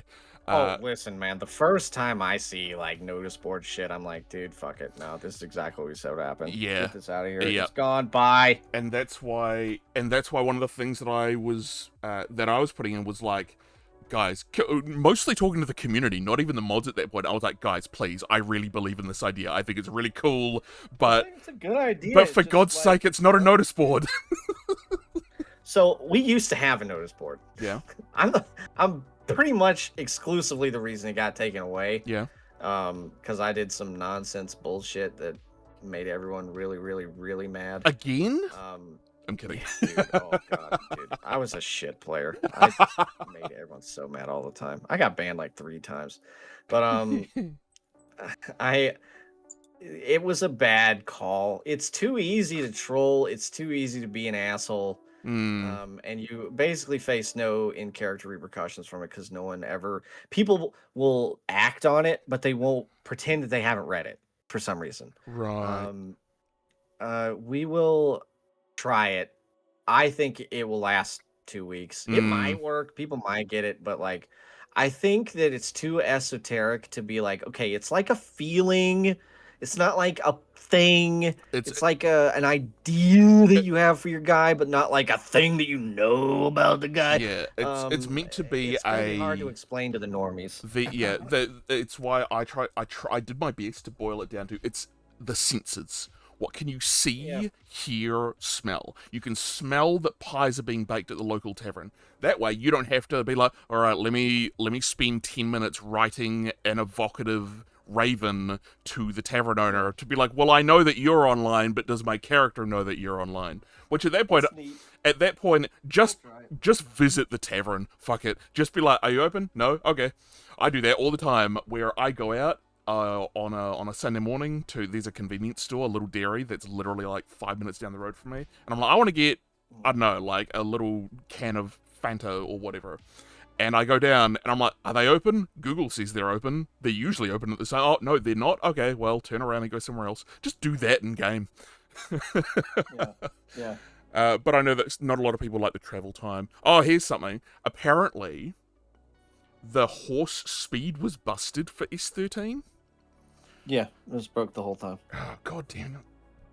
Couldn't fix it because we had to go to the combat update to do it. We couldn't update that without updating everything else. Because I like horses. I like riding horses in real life. Like if I had more of a farming attitude and not so much of a city boy. I like my luxuries and comforts. I love riding horses, man. It's one of my favorite things to do. I did it when I was really young, and I'm like, this is amazing. I love this. So in game, I was like, we get to ride horses, and everyone else is like, running is faster. We have portals now. Why would I ride a horse? And I'm like, because riding a horse is cool. What other reason would you need? It is cool, but at the same token, when the map was as big as it was, yeah, at a certain point, the roleplay falls away to I just need to fucking get there, man. I can't be bothered with taking care of this horse. Yeah, and I fully understand that. But it still not bothers me, but I think about it and I go, oh okay. Yeah. I'm the only one on the horse in the whole server just because I'm a horse boy. They got used a lot in 12, but they worked correctly in 12. So, yeah. they were more efficient. but the thing with the horses, like the armored slow horses, were technically faster than the fast ones because of the glitch. It was so dumb. Interesting. There was nothing we could do to fix it Mm. without updating the mod. Okay. I am 95% sure there won't be horses in season 14. Okay. If like, I'm pretty confident we're not doing that again. That's cool. I mean, it's one less mod that you have to worry about dependencies and compatibilities and things, right? I mean, yeah, it is just another thing on the pile, but we had an idea for them, but I think it got rejected. So I don't think there's going to be horses this time. So, well, let's talk about on the notice board thing. And I feel bad because I feel like it's kind of shitting on it, but I did give my feedback to them about this. They have a couple of channels for the private messages and for notice board, because there are teleportation waygates in the game. Those are disabled. Well, they're not disabled. You're not allowed to teleport on them because for story reasons they're not active. So they are basically notice boards, and they're all over the place. So it totally makes sense that you'd be wandering around and go, "Oh, hey, what have people posted?" Like a physical one. Yeah, like a physical in-game thing. And that's fine. You can do that. You can build those now. I brought this up, but it's a Discord channel. Oh, you're not getting that. So the thing is, and I agree, the problem that I have with it, no one really seems to care, and the admins, I brought it up to them, and they said there's basically no way to enforce it, and I'm like, there is, but you won't like it. Where in-game, I'm standing talking to someone, and I see on the waygates, they respond, they post their own notice board. And in this game, you've got familiars, and there's like teleportation, there's magic, and this, that, and the other thing. Like, the way that people send messages to each other, they can just make a letter appear in a flash of fire or whatever. That's fine, I don't care. I love magic, I love that sort of stuff. But I see people respond to private messages because their private message channel is a public channel, and it's a giant wall of text. Yeah. They do not use threads. I don't know why. I imagine maybe there's some sort of limitation in Discord, but I get sent a message, but I'm partway through my workday, so I go to Discord on my lunch break or whatever, and I go, where is it? Scroll. I have to find the that's how we used to do Ravens here. It's horrible. I hate it so much. I hate it. It's horrible. Public Ravens were a thing until season 10. We did public Ravens. I think They threads were are just better. bad. But Bad.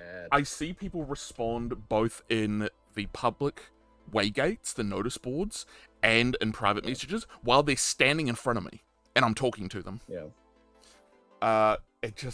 It bothers me, man. There's a lot of things that people scream at meta. They're like, oh my god, that's metagaming. There are things that I'm like, look, all right, forget it. We're playing a video game. Fuck it. We're just here to have fun. We're trying to muck around. But there is also the more dominant part of my role player brain is like, can we have some verisimilitude, please? Yeah. Can we? And I ask my friend Reptile in the chat. I frequently say to them, often recently, are my standards just too high? Am I just holding myself to too high of a standard? Am I the problem? And I feel like I probably am, because everyone else seems to be having a great time. Yeah. They seem to be having a lot of fun. You do have to cut the dude some slack once in a while, you know. Yeah. Like, I crave immersion. It's what I like the most. Mm-hmm. I get really irritated at like meme shit in games. Oh god, yeah. Like, but you know, like on another level, it's like, well, dude, they don't care. So like, yeah. I am.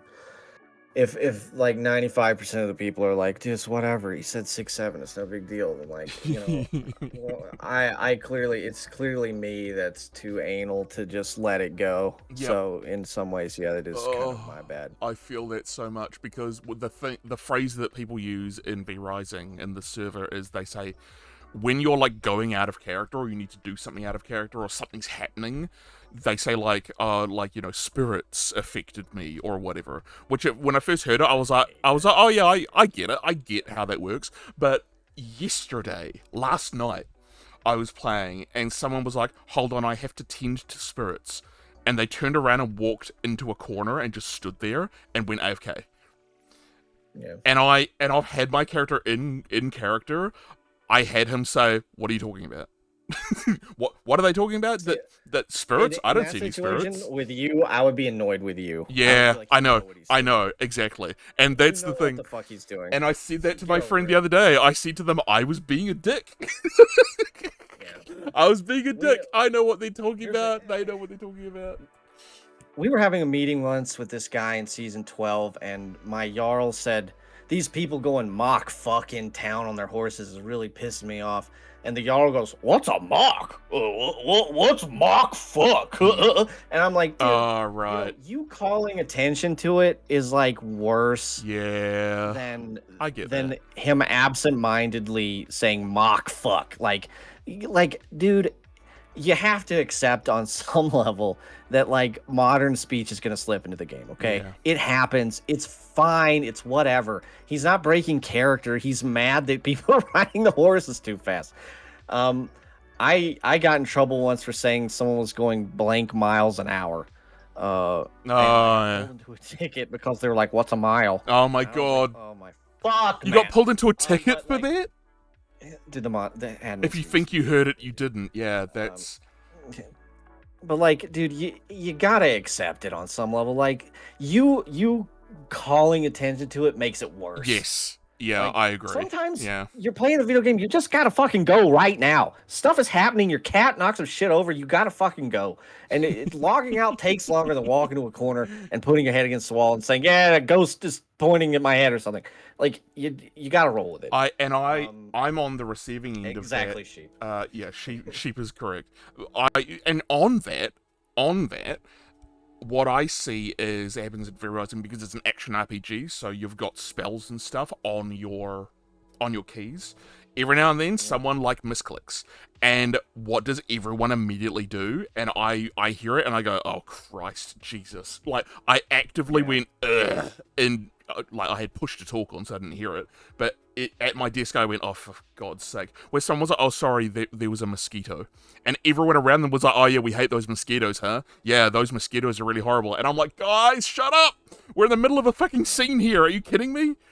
And because people, when you get invited to like a party, they call it a sigil, you click accept, but the game doesn't know to not have you attack in that direction on the screen. So you see someone swipe, and everyone goes, "Oh hey, what are you doing over there?"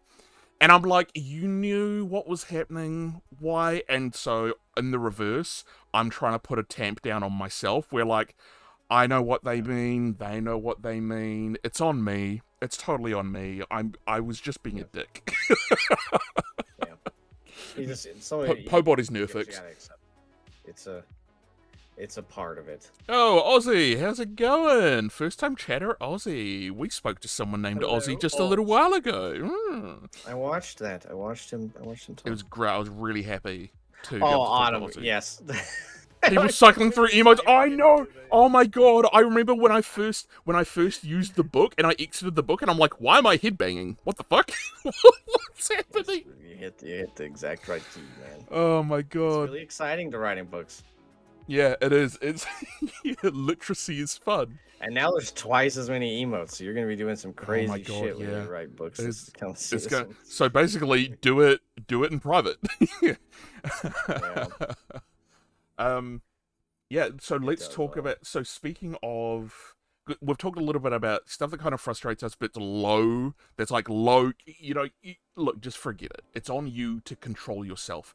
What are things that happen, because people love drama, we like talking about positive stuff, but let's dive just a little bit into the kiddie pool of pet peeves. What are things that you see where you go, that needs to stop? You need to actually not do that. Man, that question's so broad. Yeah. Not your fault, but like, if you're talking about like fun, thank you, Steve. Thank you, Steven. I hate fun most of all, and when players are having fun, I know something's gone wrong. Yeah. probably I've done something that has allowed fun to happen, and I will need to put a stop to that as quickly as possible. Absolutely right. Luckily we have people like Steve and Ozzy to check on that at all times and make sure there's no fun occurring anywhere. I will put an end to all fun eventually. PewDiePie was the That's least mine. fun in PC. Absolutely. Yeah. We don't like fun. Nitwit, not fun. Something I hate specifically is like, I mean, I'm never gonna tell people they can't do it, but it's like kind of the spirits thing where people are like, "Oh, he's been gone for a month. He's got the sleeping sickness." Oh, I hate that. Oh. I want to rip my goddamn ears off when I hear that. Yep, I wanna hit hate something. that so much. First of all, the major problem I have with it is that you're ascribing an action to another player primarily. Yes. That makes me actually mad. Does that count? Do you think that counts as like, what is it, God moding? I mean, in a certain servers, yeah, that would count. But like, I mean, it's so trivial. Like, you're not doing anything criminal, right? You're not like telling people that you killed them or something. You know what I mean, or whatever. It's just so stupid and asinine. I know those are synonyms. It's like, okay, can they just tell you why they've been gone? Can they come up with a reason? If someone tells me they've had sleeping sickness, you know that thing I just criticized you for of like being like, oh, what are you doing over here? Yeah. I would throttle them to death over that shit in game. I mean, I would freak the fuck out. I remember someone told me they had that once, and I got out a book that we had at the time in Bucket Mod, and I was like, could you tell me the symptoms so I could avoid it? And I made them sit there for 15 minutes and roleplay this shit out because I was so pissed about it and being such a whiny baby bitch over the whole thing. I hate that. I hate it.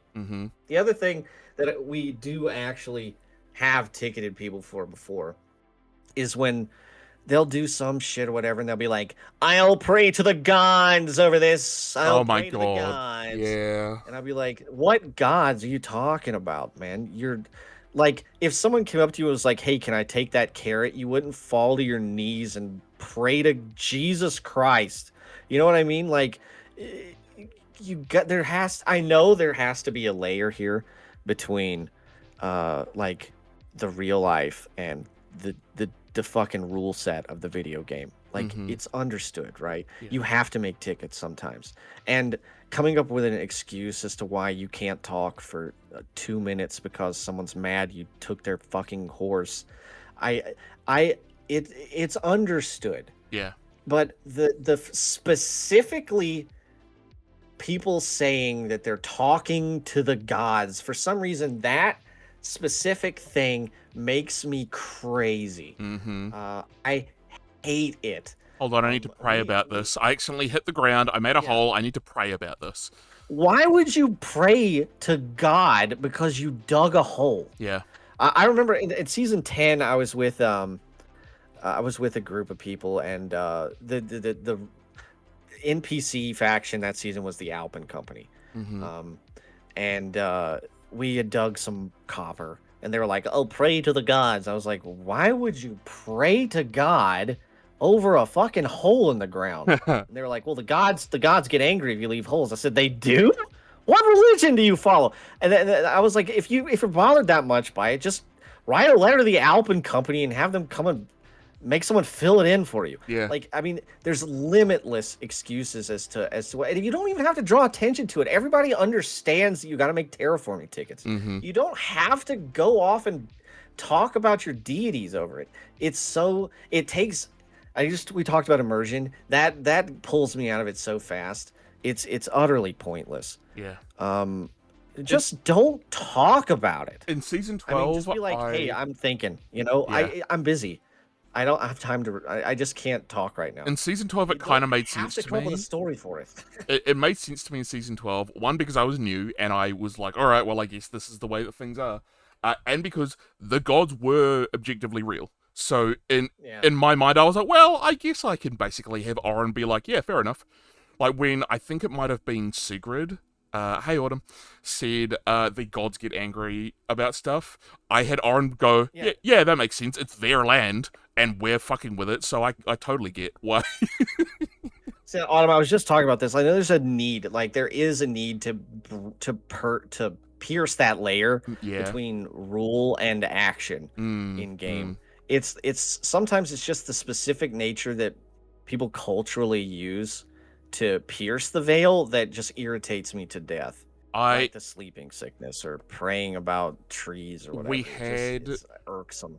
On a D&D 5e play-by-post RP server that I was in, there was a player who left due to a pretty extreme grievance that was raised against them, and they opted to leave rather than getting banned, although they were banned after the fact, like, you're not coming back. The player who was playing the partner of that character, after that, because people were like, hey, where's this character who was actually, like, kind of well-known? And the player had their character say, like, oh, yeah, I don't know, like, they've just gone kind of, like, brain dead. They don't do anything anymore. And they got pulled in, even though the admins were really pissed off with that original player. They were like, you can't just do that. Even if a player has been banned or they've left and then banned, you cannot just decide how another character acts. Either leave it alone or make in this case, make a ticket with the admins and be like, hey, have you guys got an idea? Did they leave a note or anything? What is the deal with this? Or just ignore it and say, oh, they're busy at home. Like, that's what we did with Leone. Leone left partway through the season for their own reasons. Not left, but, like, they stopped playing for the season. And the way that Thyra did it, props to Thyra, was like, yeah, Leonie's just like hanging out at home. She's practicing her craft. She's decided she wants to be a bit more of a homemaker. And for the rest of the season, whenever her name would come up, Shaw would be like, oh yeah, Leonie's still around. Yeah, she lives with Thyra and she looks after the house and stuff while Thyra's out adventuring. And that's just, I feel like that's a better way to do it. Shaw, I put it in chat, Shaw was always going on hunting trips. That's why he wasn't around much. He was out in the forest. He was a wild man. He liked being in the outdoors. So, and then when I would play, I would come back and I would have people like Damon out loud say, holy fuck, with the amount of heads that I had retrieved. And I'm like, yeah, I was out on a hunting trip. A really long one. Yeah. Like, come up with a reason. The sleeping sickness thing, well, what you talked about where you sort of interrogated someone with, like, what are the symptoms? Yeah. My immediate reaction is, well, I'm not going to do it because I like to think I know better. I don't. Spoilers. As I've proven very recently. Where it makes me go, I feel like my character is the kind of person who would say, can you tell me how to avoid that sort of thing? Because, like, it's, do you let it go or do you break the immersion with, It's so petty, but just say they're busy, just say you haven't seen them in a while. Yeah. Yep, come up with a plausible reason, come up with an actual reason, because honestly, that's kind of fun. Or even send a message to them and ask them and say, hey, why is your character missing? I'm sorry that you don't get to play with us very much, but here's the reason why I'm asking you, so that in character, no one's like, oh, they're just sleeping a lot. I hate that. I hate the whole they're sleeping. Yeah. That's one of my, I think you and I are brothers in that peeve. It just drives me crazy, man. Yeah. This needs to stop stuff. I don't honestly think I have another really good answer. I'd know it if I saw it, but nothing like immediately springs to mind. What discussions do you see come up in the server that you go, that's been done to death, we don't actually need to talk about it anymore? There's no economy, yeah. Economy stuff, guild stuff. I know we talked about guilds last time. There's nothing new to really do here. It's not a solved problem, but it's a problem that's essentially, it is what it is. That and the people who are mad that like some weapon does 5 damage more than some other weapon, like, okay, whatever. It doesn't necessarily even matter. It doesn't matter. Anytime I see the letters PvP on Discord, I just mute the Oh, conversation. oh yeah. That's one of my questions. If you want to talk about it, being what are your kind of general thoughts on like why? Well, because that's sort of my brand. Why is the PvP conversation? Do you see no value in continuing it? Do you think that it's already a solved problem? Do you think that players are the problem? It's a very Yeah, complicated very. question. Okay. So I have been bad man who uses weapons to make people do what I want. Mhm. I've played that character. Okay. I do believe there is a truth in that someone with the out of game skill to use a weapon effectively can actually have a great amount of impact on the story that happens in the game. It's true. Now the way that we run the game, there's practically nothing that can be done about it other than encouraging people to play a character whose combat is driven by story and by advancing a narrative. That's in the rules, that combat should advance a story. Mm-hmm. We have attempted a few different things about combat. They're all bad. They're not good. As someone In who wasn't season 9, around for those, what did you try? let me tell you one of the things we did in season 9. Binary wanted to do something where the game operated like the RuneScape Wildlands, is how she described it. Oh. So the map had 2 sections. There was a very large inner circle, and within that circle, combat was turned off by command. Oh, I've You heard about this. literally could not fight someone inside of the circle. On the outside of the circle, the second you stepped into the sea, it turned on, and it was normal gameplay. I can already see So- how it was exploited. You know exactly how it was exploited. Yeah. We when they announced it, we said this is how this is going to go wrong, and they were like, "Peasant, you foolish child, you know nothing." No one's gonna make it.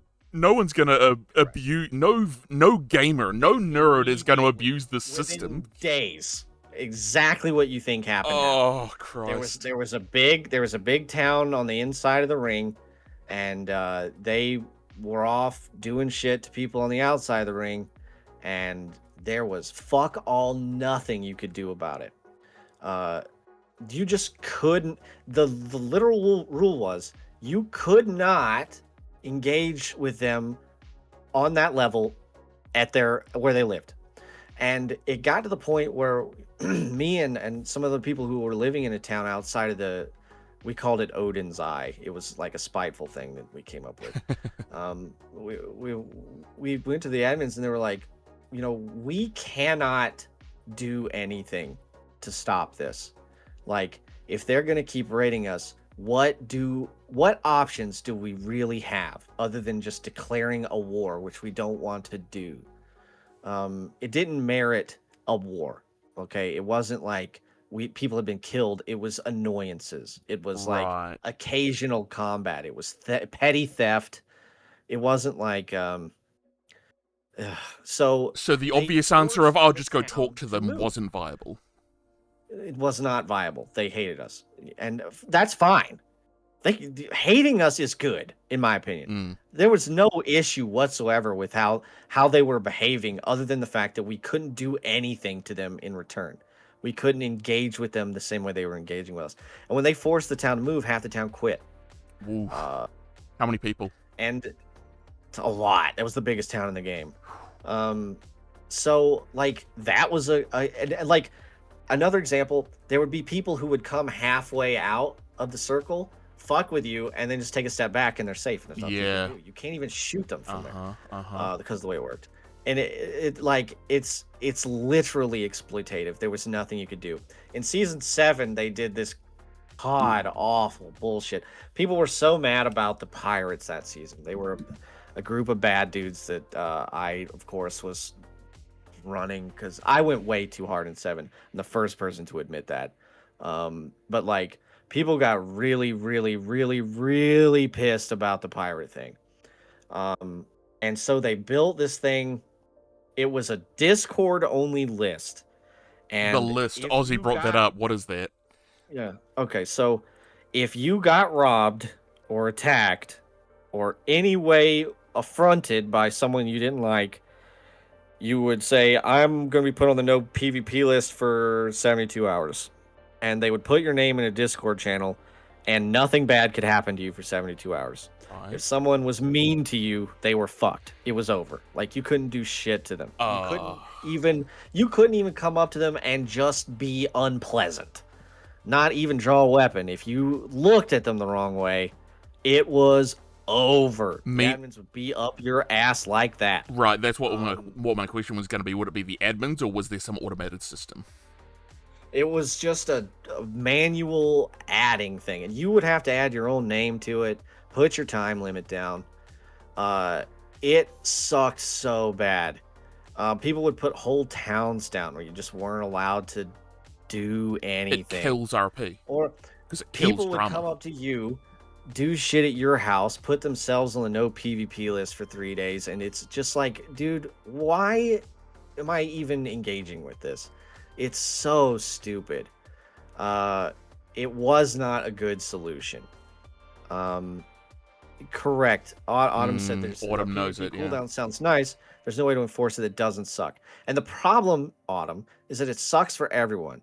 If you get robbed and you're like, I don't want to have this happen to me again. I need some time to myself. I need to do things for my character. I just need to, and you put your name on a Discord list. How the hell is someone else supposed to know that without constant monitoring? Yes. If they're already on the way to your house, well, now you've got no protection because it's just a fucking Discord list. So, like, there's been proposals over the years to, like, make a Care Bear Island, right?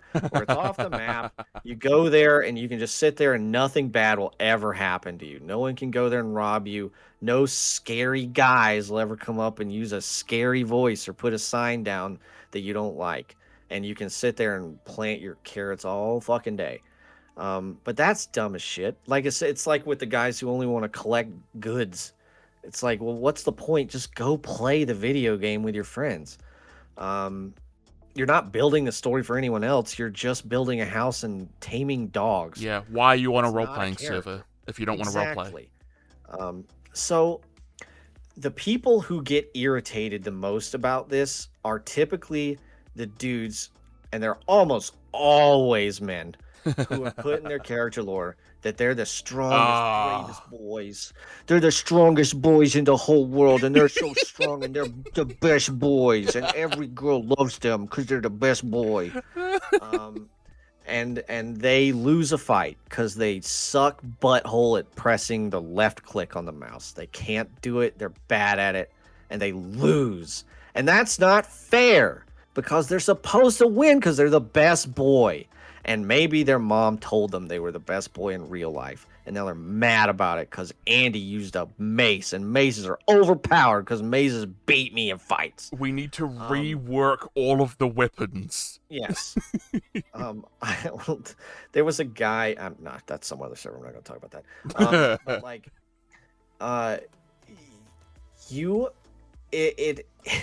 you're going. When I played Mr. Fierce Pirate Man, Yeah. I lost 95% of the fights I was in because I'm fucking butthole at PvP. I can't do it. I used to be good when everyone else was bad, but now I'm bad and everyone else is good. I lost almost every fight. One time I tried to rob this girl on a boat, and she shot me so many times with so many arrows so fast that I died. My tombstone sank into the ocean, and I was left naked and my boat broke. It's hilarious. And they laughed and laughed and laughed and laughed and laughed at Mr. Scary Pirate floating naked in the water with nothing, and they sailed away. So, like, if you imagine Mr. Bravest Boy having that encounter and getting that, just losing his goddamn mind because he lost a fight, like, they're the ones losing in the game for being that mad. If you're in a fight and you lose, big deal. they took 10 carrots from you, maybe your hammer, and you have to sit there with your gamer fury and realize that you didn't win the 1v1, man. It just didn't happen. Failure is good. Okay? Now, people are always like, well, the people who are good at weapons can run the story. This is true to a certain extent. When we played Scary Pirate Boys, we had a war. We had a war to run a town. We wanted to own it. So it was us versus the literal whole entire world. It was 9 people versus 37 guys on the other team. And surprise, we won. We beat 37 guys to 9. So we owned the town. And our goal was to have the people of the town systematically assassinate us, kill us, and kick us out. We told them that was the goal. We Cool. told them from the start that we wanted to be usurped, to be assassinated, to be killed, to lose. We wanted to lose control of the town. Half the people quit. Zeto is in this chat, and he was there. He was actually helping run that town at that time. What's up, Zito? We lost and are happy we did, they say. Yeah, he stuck around, but most of the people were so unhappy. Autumn, that's a great. I'm gonna come back to that because Autumn has a great point here. Yes. There is unlimited possibility for you coming back from a defeat, and this is where we lose people all the time. And this is another thing where it's like you have to play pretend. You have to play pretend. If you're not going to play pretend, you lose. Period. If you aren't willing to put the legwork in to try and make this stop happening, to try and get the upper hand, to politic them out, to rally a group to beat their asses, to do something to stop it, to pay them. There's so many possibilities. And the people who typically engage in this kind of behavior on this server are so into that sort of thing. Now, Autumn said, when the same people knock on my door with the same threat for the same reason 3 days a week, that's when I get tired. Kick my ass, take the thing, then move on. She has an excellent point. Yes. If you're playing a very strong person who's really good at using a sword and pressing left click on the mouse really effectively, then you have a responsibility to provide a lose condition. And you have a responsibility to provide a win condition. If the threat never stops and there's no advancement of the story, you're violating, number one, the rules about combat on the server. And you are eliminating the possibility of anyone ever achieving anything. If Autumn has to know every single day she's going to get the same fucking guy coming to her house with a sword and being like, we're going to get you. It's just a matter of time. We're going to take your bees. We're going to take your honey. Yeah, we're coming for you. What does she have to do? She doesn't know who they are. They're obnoxious as hell. They're not fun to play with. They disappear after they make their weird, ominous threats. So, like, what do you do with PvP? Okay. So we've tried not having it. We've tried splitting it. We've tried cooling it down. It is part of the game. You have to accept that you're going to lose sometimes. It is so rare that someone actually attacks you in this game. It almost never happens. It is one of the rarest occurrences, roleplay wise, that ever happens here. But like the 1 or 2 times it does happen, it just gets cycled through the gossip mill so often, it's so hard, that it makes everyone feel oppressed by proxy. Right. So like when Zeto here, when he lost control of his town and we took it over, the world, he and his people, the inner circle of the orchard, reacted exactly the way we hoped, which is that they fucking hated us. And we would come around. I put 2 cannibals in charge of his town. Whoa. They were the worst people we had. They didn't know what the hell they were doing. In game, literally, they didn't know what the hell they were doing. They didn't know how to run a city. They were awful people. And Zeto and the inner circle of the Orchard reacted exactly as hoped with that. They hated them. They mocked them to their faces and always did what they didn't want them to do. But the rest of the people, the magnitude of the gossip reaches the whole world, and it's like, well, the pirate guys are power gamers. They killed us in a war, and they're bad, bad, bad, bad, bad. They're always being attacked every second, all the time. And when that pervasive feeling of losing gets control over everyone's feeling, then it's just, let's go to suggestions and say there should be a no PvP list. There's no PvP zone. Rather than how is my character going to deal with this, it's how can we deal with it as a community. Yeah, Zeto reacted by having his character hate us to the point of death. When my character got killed, I'm sure they must have celebrated. They certainly must have. But like, if your reaction to loss and violence and other negative feelings in game is always tickets and always suggestions about removing avenues of defeat, you are just the same as a guy who refuses to acknowledge that coins exist. You're the problem. Even if like what's happening to Autumn is happening to you and you don't have a solution or you won't engage with a solution, you're the problem. You have to recognize that. I can't open your eyes to it. There's a couple people who, anytime they get into any kind of altercation on the server, they lose their fucking minds over it. And that's bleed, plain and simple and true and honest. There's no other way to describe it. If I'm playing around and having fun, losing is exciting. And this is what we struggle with, is trying to convince people that failure is fun.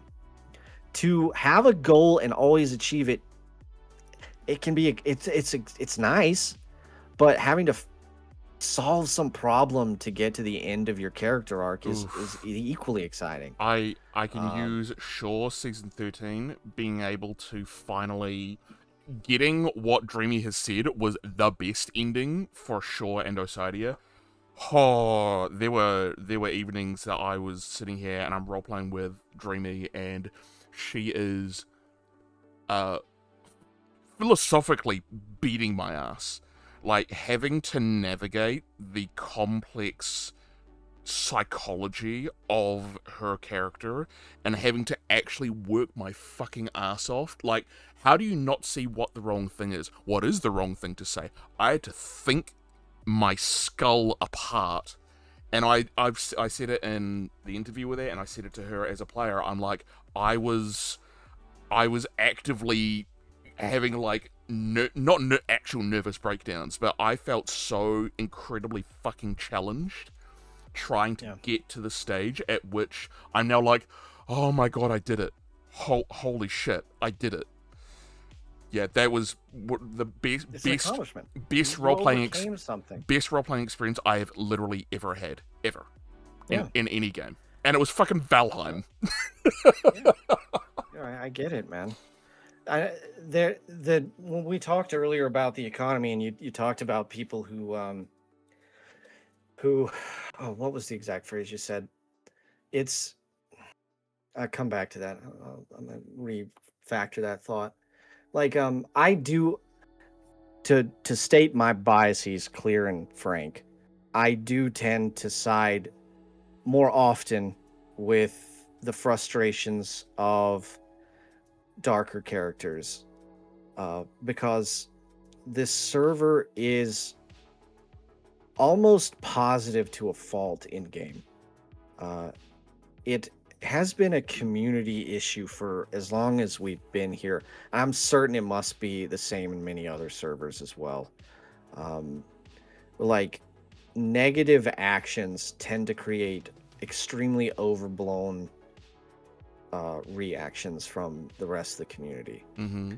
We had a town hall over the pirate thing. Like, the rules of this server changed because of the stuff we did. like really dramatically, because people were so upset about losing their hammers or their raspberries. The infinite I- hammers and infinite raspberries that are available. Bro, I robbed a man for 6 raspberries and he quit the server. It was the only time he ever got robbed. 6 raspberries and he was gone. Quit. And like that level of aggression against darker characters is a problem. One that's really, really, really deeply rooted in how the friendliness, it's almost like a toxic positivity in some ways. We talked about how people give stuff away and da da da da da da da.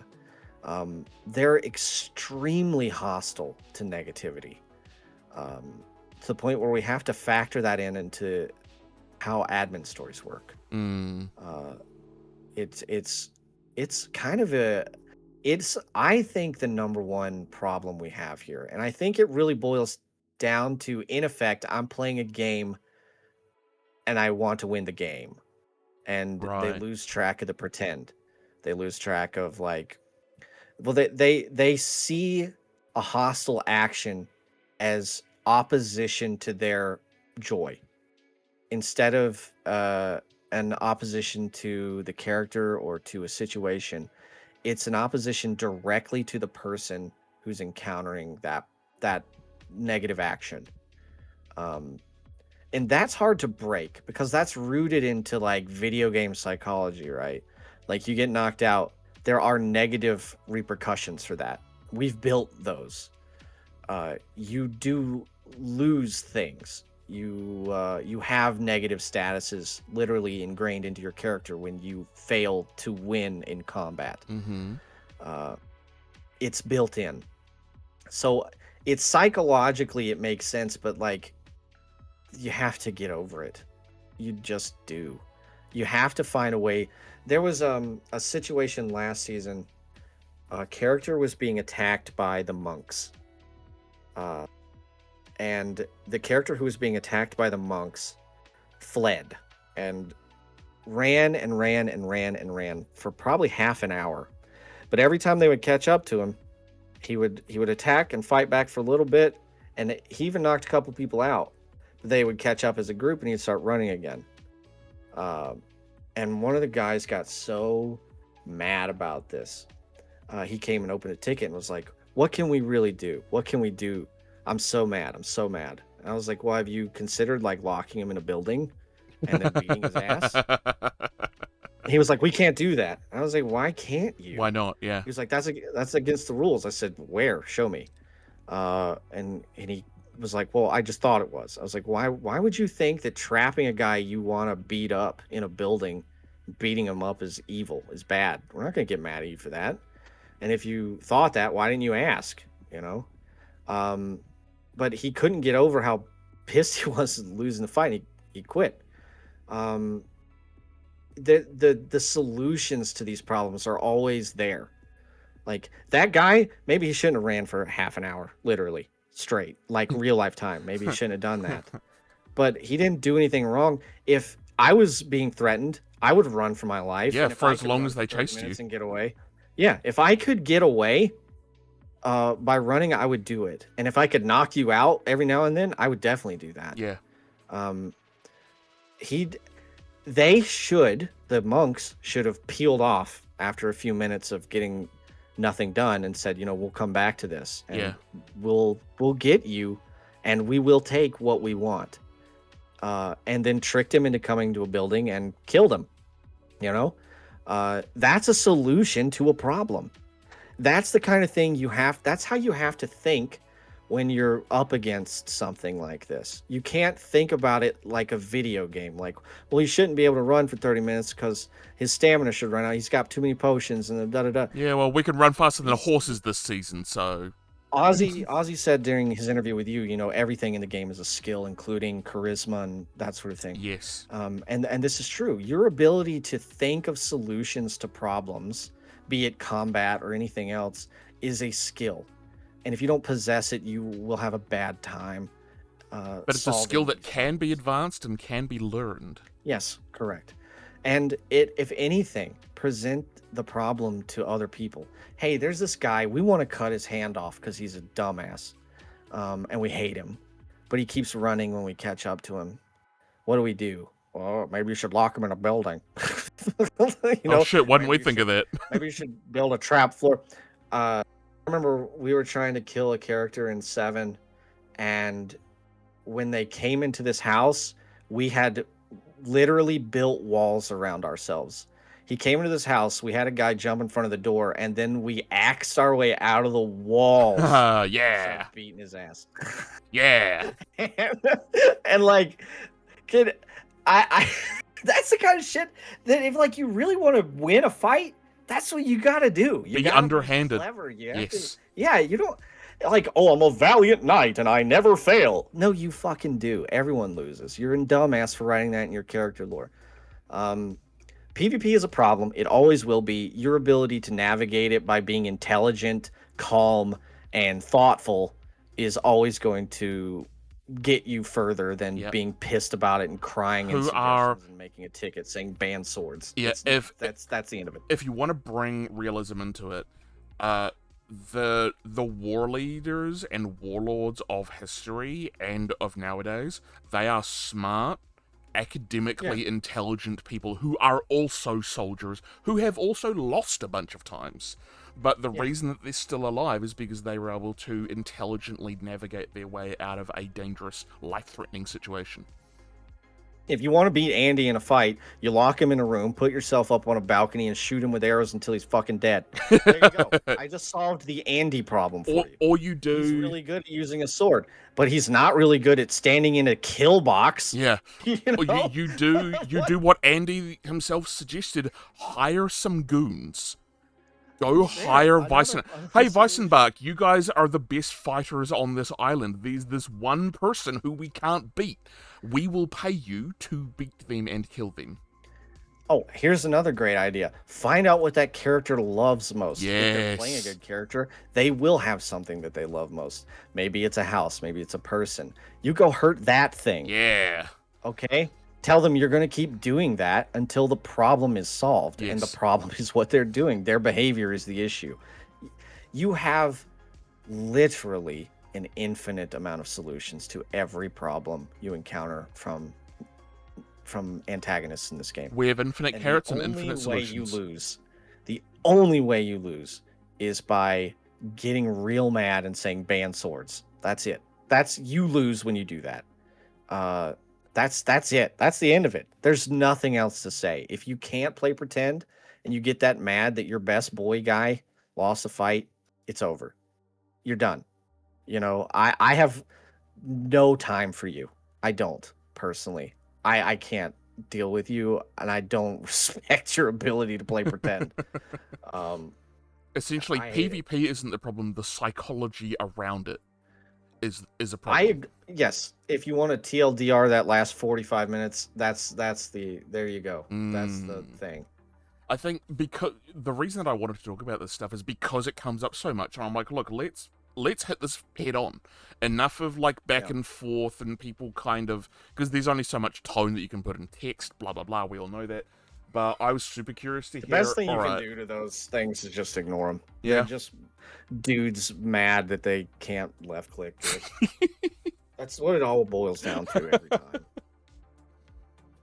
So that I mean, honestly, 99% of it is just like they clicked better than me, and I'm mad about it. There's, like, Autumn said, sometimes there are legitimate issues, but that is such a rare percentage of the actual problem, which is just like, oh, they clicked me more than I clicked them, Right. and it's all over.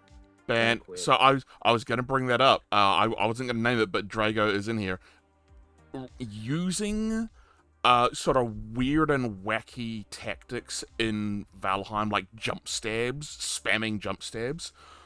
What do you think about that? Valid? Invalid? Stupid? I mean, yeah, like we don't let people do animation canceling. How? But like, Sorry, I shouldn't say like- how. What? I've heard of animation canceling from games like League of Legends and shit. I didn't even know you could do that in Valheim. Oh yeah, you can do all Shit. kinds All of. right. We won't go too much into it because obviously we don't want to promote that. Don't do it. If you figure out how to do it in Valheim, people, don't do it. It's like a common. Yeah, well, I won't get into the technical Yeah, details, but yeah. it's really obvious when you're doing it. If Like, if you don't know what Drago animation, said, ban jump stabs. Yeah. This is a concept. You jump in the air, you middle click in the air, you land, your attack lands. You can cover a lot more ground that way than you can with running. In 7, the rule for 7 was you can jump stab, but not all the time, and you can do it sometimes, but not all the times. And so it was really up to the discretion of whoever was watching the fight to know if it was actually bad or not. We banned jumping completely in fights in 8. Whoa, really? You weren't allowed to jump. You weren't allowed to jump. Interesting. So, Do you remember what the God reasoning forbid was you- behind that? Why did you think that Pirate would stuff. solve it? Pirate stuff. Okay. I wasn't an admin in 8. God Almighty. Fuck that. It's like you see a guy who's really good at fighting do it, and you're like, that's why they win.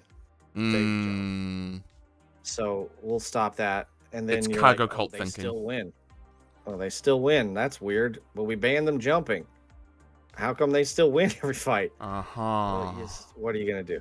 We took away first person because people who were good at combat could use it in combat. Okay. Well, guess what? They still win the fights. All right. It doesn't make a difference. It just now people can't build in first person. We're probably gonna add that back in. By the way, but we're gonna ban it in combat. To be clear, first person meaning actual first person or just zooming in Yeah. really close? First person. Oh, wow. It was a mod. It's a mod that let you play almost in like VR. I had no idea. Yeah, it was really cool. That's But kinda when cool. you were fighting, you could use it to spin really, really quick. Of If course. someone's on your left, you could zoom all the way in, and then you could middle click and then whoop, I see. Yeah. swing anywhere. So what I think we're going to do is bring it back and then just ban people from using it in combat. It's not hard to spot because they literally spin in place like they're Counter-Strike. Mhm, right. Yeah. Um, You can yes, power instead of- step you could backwards. Power step backwards. That's something you could do. Oh, wow. We do have an There- ad break in 15. Just a heads up. 15 But seconds? Yeah, 15 seconds. Feel free to continue talking about stuff. It's like, okay, so like Drago said, ban jump stabs. It won't.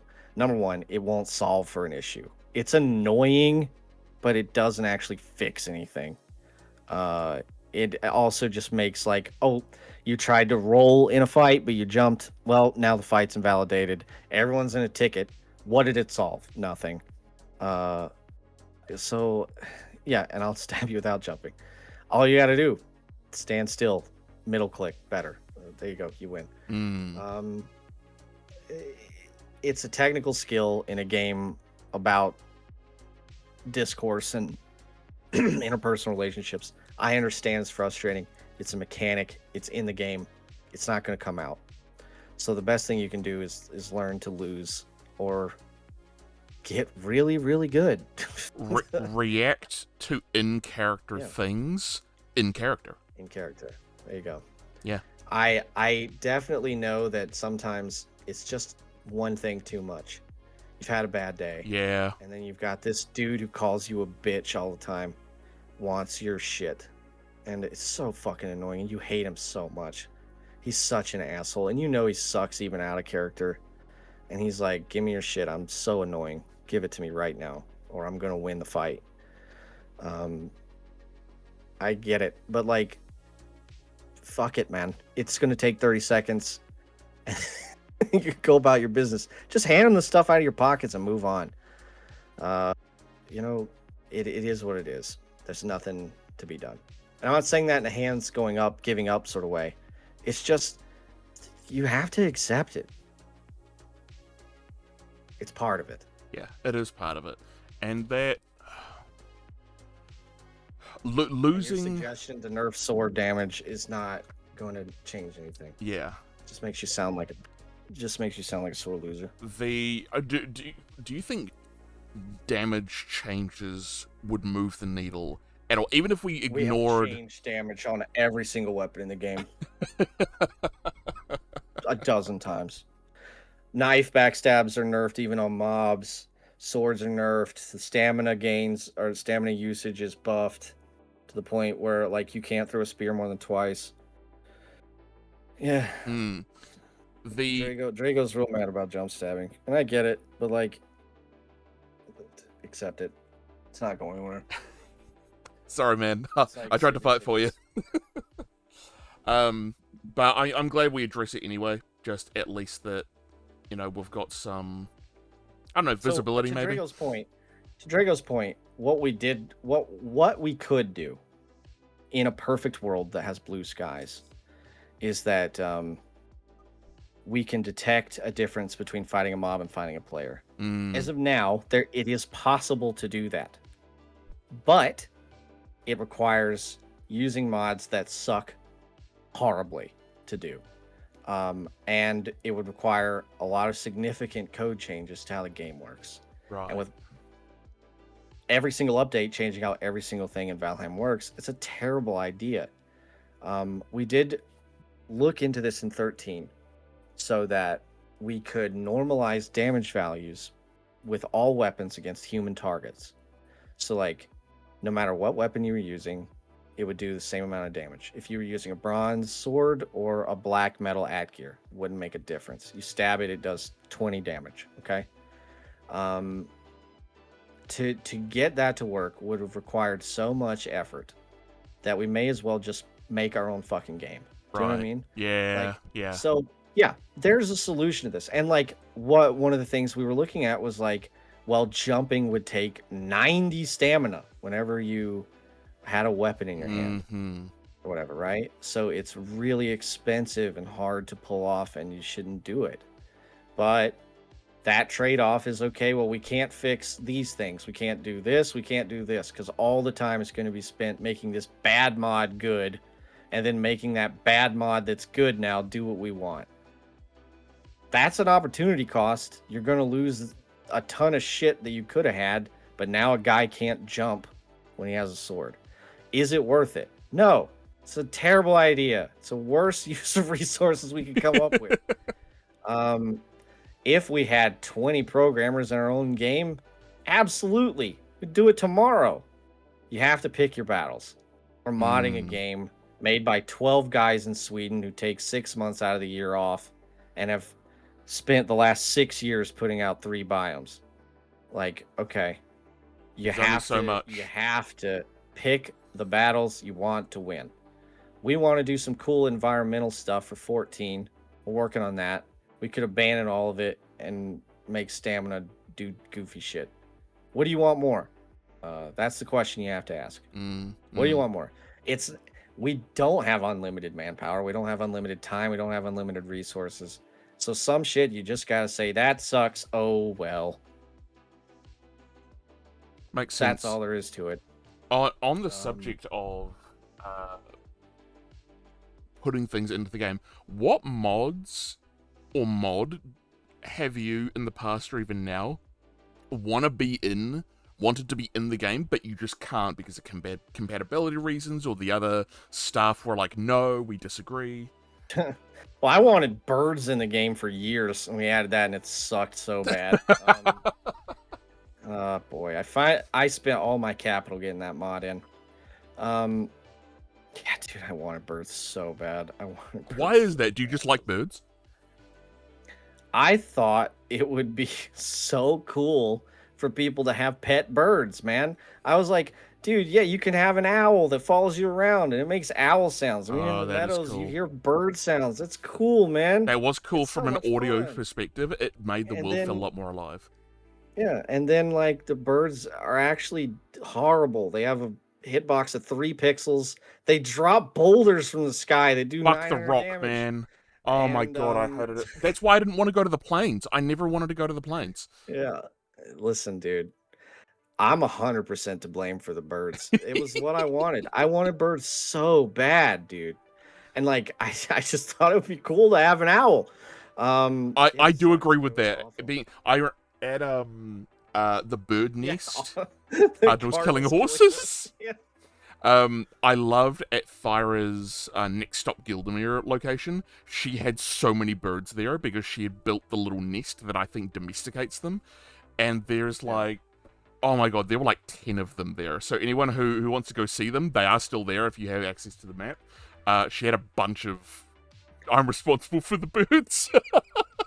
Yeah, man. Hell yeah, sins of the month. One of the things that was brought up to me by a player who was much more switched on to the season than I was because of playtime was at one point they said the admins are very clearly wiped the fuck out and you guys apparently were before Mistlands, I think, or at the outset of Mistlands. Yeah. Big time. How are you guys gonna avoid that for season 14 and going forward? How should we avoid it for every season? Yes. So I know we talked about this a little bit last time, Mm-hmm. just about the general vibes behind the scenes of 13, which were deeply negative. A lot of shit went wrong. It wasn't just wrong, it was like the whole thing. I mean, obviously I'm not going to speak for everyone. I think for what it's worth, like Essa had a really great time, I think. I think Steve had a pretty good time. Maybe I'll let him answer for that, but like Spa day for admins, hell yeah! New donation tier. 13 was from the outset a series of very unpleasant choices made to us.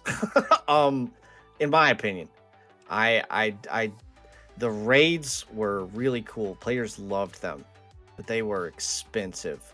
The raids And were by very expensive, cool. I mean the manpower needed to produce those raids was expensive. And like what, 3 or 4 times in one day? Yeah, often multiple days in a row. Yep. That is a cost. And another cost is just like the general vibe of the server. Like, what's it like? It's really easy to do a lot of stuff when everyone's having a good time. It's really easy to be really engaged when you're not getting... Listen, this is going to get into sort of like woe is me shit. And I'm prefacing this right now with like, I'm sorry, but it just is what it is. Okay. Like, we have a limited roster of help.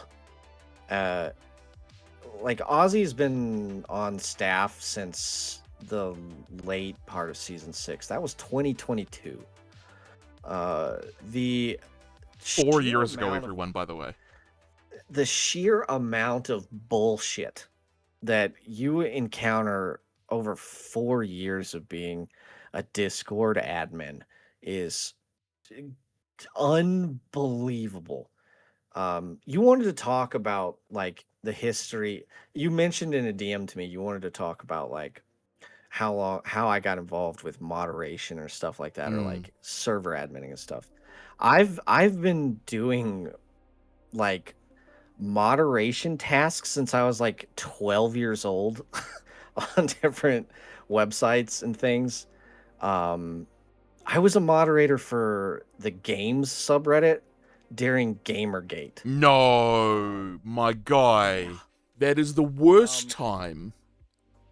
So like, I'm glad you understood what that sentence meant. Oh, fuck off. Really I barely engaged with it because I looked at it and I immediately recognized this is radioactive in basically all respects. I was a moderator during Gamergate on the biggest gaming forum on Earth. Fuck. It was... So r/gaming, right? Yeah, r/games. Oh, God. So, fuck, man. So, when I'm talking about, like, the vibes of a community, like, when you're looking down the barrel of let's call it 40 tickets that are... It's just everyone is so mad at each other. the feeling that you come away from that with is like, I hate this. You know, Mhm. there's no real way around it. Like, I always tell people that I'm immune from psychic damage, right? That's Know like, what he is. I on a certain level, I do believe that. But here we had so many bans last season, permanent bans from people who had been here longer than me. Um, and it was gross. And we had that what's his face pretending to be a woman shit. We had that again. Uh, we had 20 different Danas, and when you have to remove someone from the community who's been here like for 6 fucking years, uh, there's no like yay to it, right? It's a drag, and that cumulative sort of effect of just negativity, it snowballs throughout a season. So like last season in particular, there was a lot of things that that made seeing people's behavior on this side just grotesque. It was bad. The interpersonal issues that players had last season were some of the worst we've ever had. Uh, and I don't know exactly why. I mean, I know why, but I don't know like why it was all happening at once. So like the Interesting. burnout last season was bad, way worse than normal. Last Um, season is in 13, not 12. 13, yeah, Yeah. 13 was bad. We had 3 different sets of players on global restrictions for interaction, which is something we almost never have to do. But If it was like yeah. because their behavior with each other was so fucking bad that, but it was exclusive to like this person and this person. It's not like they're being this way to everyone. Otherwise, we just ban them, right? It's like, oh, this guy and this guy, well, every time they're in the same room, we have 40 tickets. So we're just gonna, you can't talk to each other anymore. Mhm. Okay, that's your restriction. I do You remember can't be in seeing the same that. room. I do remember seeing that Um, administration post. Again, this is going to get Yeah. a little bit freaky, folks. But we'll move past it eventually. I do remember seeing the post about some people having been having to agree to yes, act in a certain way during S13. correct. That was 2 players, sorry, who were compelled to agree not to spread distasteful or unpleasant rumors about other players for really, really, really specific reasons. Some Mm-hmm. servers call that fire starting. It's a good term for it, but it's a little too broad, I think, for us. Right. Uh, but the one of them immediately just did it again. Didn't get invited to a guild, said some crazy shit that wasn't true, and removed from the server. Mm-hmm. So like last season was bad. I don't want to say that like, oh, I want your pity. I mean, like, that's why when we got to like Mistlands, everyone was like, checked the fuck out. We had done the guild quests, the raids, a bunch of stuff that was way too much. That we, full disclosure, had told, we had said before the season, this is going to be way too much. And no one listened.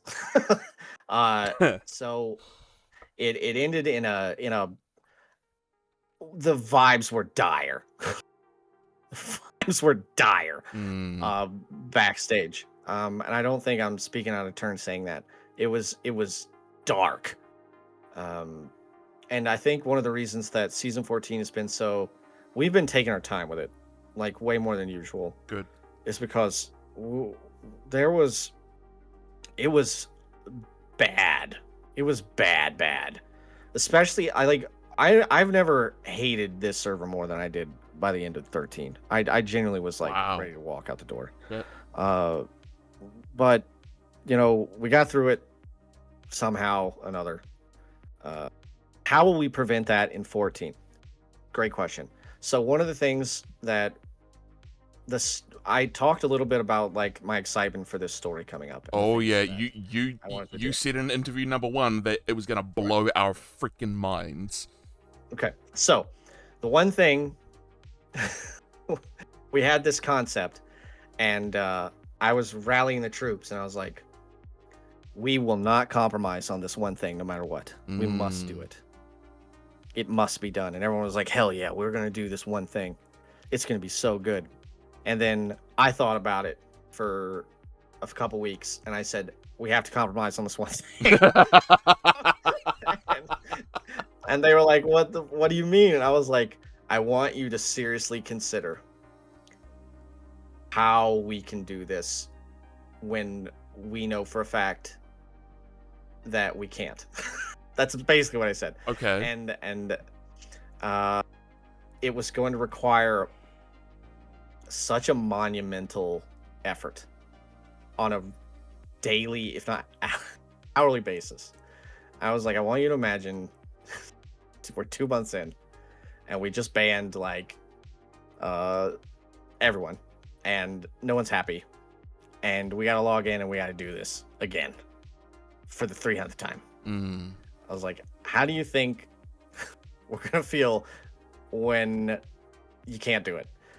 And we tried to compromise through it, and at the end we were like, okay, we can't do this. Right. Yeah. Let's be real about it.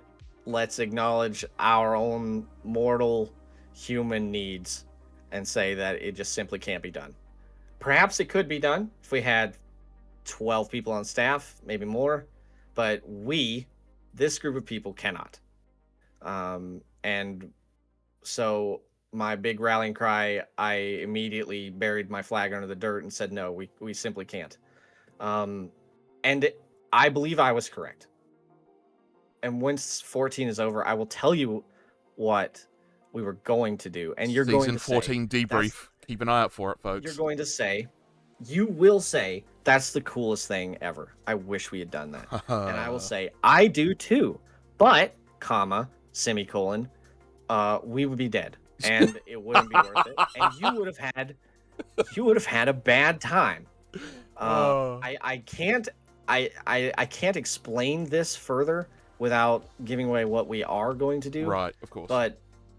But when I tell you it later, you will say you were insane for ever even imagining that could have been a possibility, but, comma, I wish that you would have. Because it is cool and it would have been fun and it would have been great, but it isn't possible. Right. And wow. One of the things that we have learned as a team working together, especially me, Ozzy, and Becky, we've been together like 3 years now, is what our limits are. And like they were expressed last season clearly and plainly, but it just got shoveled under the dirt. You know, it was like, it's too late. We're doing it. But we've established some boundaries this time, and we built the story around what we know we're capable of. And the investment on our end is manageable and won't kill us, in theory. Now, there's always a declination of energy towards the end of a thing. This comes from the players. This definitely comes from us. Like, you don't see 70 people logging in at 6 p.m. Eastern Standard Time all season long. In Bronze Age, yeah, absolutely. In Iron, once in a while. In Silver, that was the last time I logged in. You do see that, and it will always happen on some level, but it can be managed. And if you know what you're doing, you can do it correctly in a way where all the big stuff that you need to do is done when everyone's still excited and everyone still has energy and people haven't been beaten down by toxic nightmare world shit, you know? Right. So it is something we've definitely considered for 14. And I know that, and this is one of the things about 13 that's always going to kill me, is how visible the declination was on our end for that. That's what this I- player said to me. They said that it was incredibly obvious, and of course, me, It was. I didn't spot it because I wasn't around much, but everyone else appeared to know really obviously. Yes, it was. I think if you understood the vocabulary of how a season works, if you'd been here for a while, you would be able to say, "Hey, this feels a little weird now. Right. What's going on?" Because I was having these experiences, and now I don't have any. Right. What's going on here? I feel like something's missing. And it was missing. It was definitely missing. I know for a fact there was like a 3-week period where I didn't log in at all. Near the end, probably a little before Mistlands until right before the end. I couldn't do it. I was trying to hit. I would bring up R2 and I would feel almost physically sick thinking about launching the game. Like it was fucking gnarly. Yeah, man. It just wasn't a good time, to be blunt with you. It just wasn't a very good time, and it's really colored my perception of that season in hindsight in a pretty dramatic way. I think there was a lot of good in 13, and people had a lot of fun. People who stuck with it had a good time. But for me, all I can see is like, well, we had been this guy, and we had been this guy, and this guy pretended to be a woman and tried to sexually assault 20 people, and this guy made rape threats against these people, and like that's all I can think of when I think about it is like the gross shit and being mad and not being able to do what I wanted. So I think we've done a really good job in 14 for setting that as a future-proof situation where it won't make much of a difference. We're going to have more hands on deck, and the tools are going to be available for us to do what we need early to ensure that the experience is the same throughout. How are you and the team doing, having done that prep in this sort of between land? You've expressed excitement about season 14. Ozzy seemed pretty keen on it as well. Ozzy is very excited about 14. How's the rest of the team doing? Like after what you've described with season 13, how are you guys doing now? I'm not going to speak for their emotional states Right. other than saying Ozzy is definitely very, very excited about 14.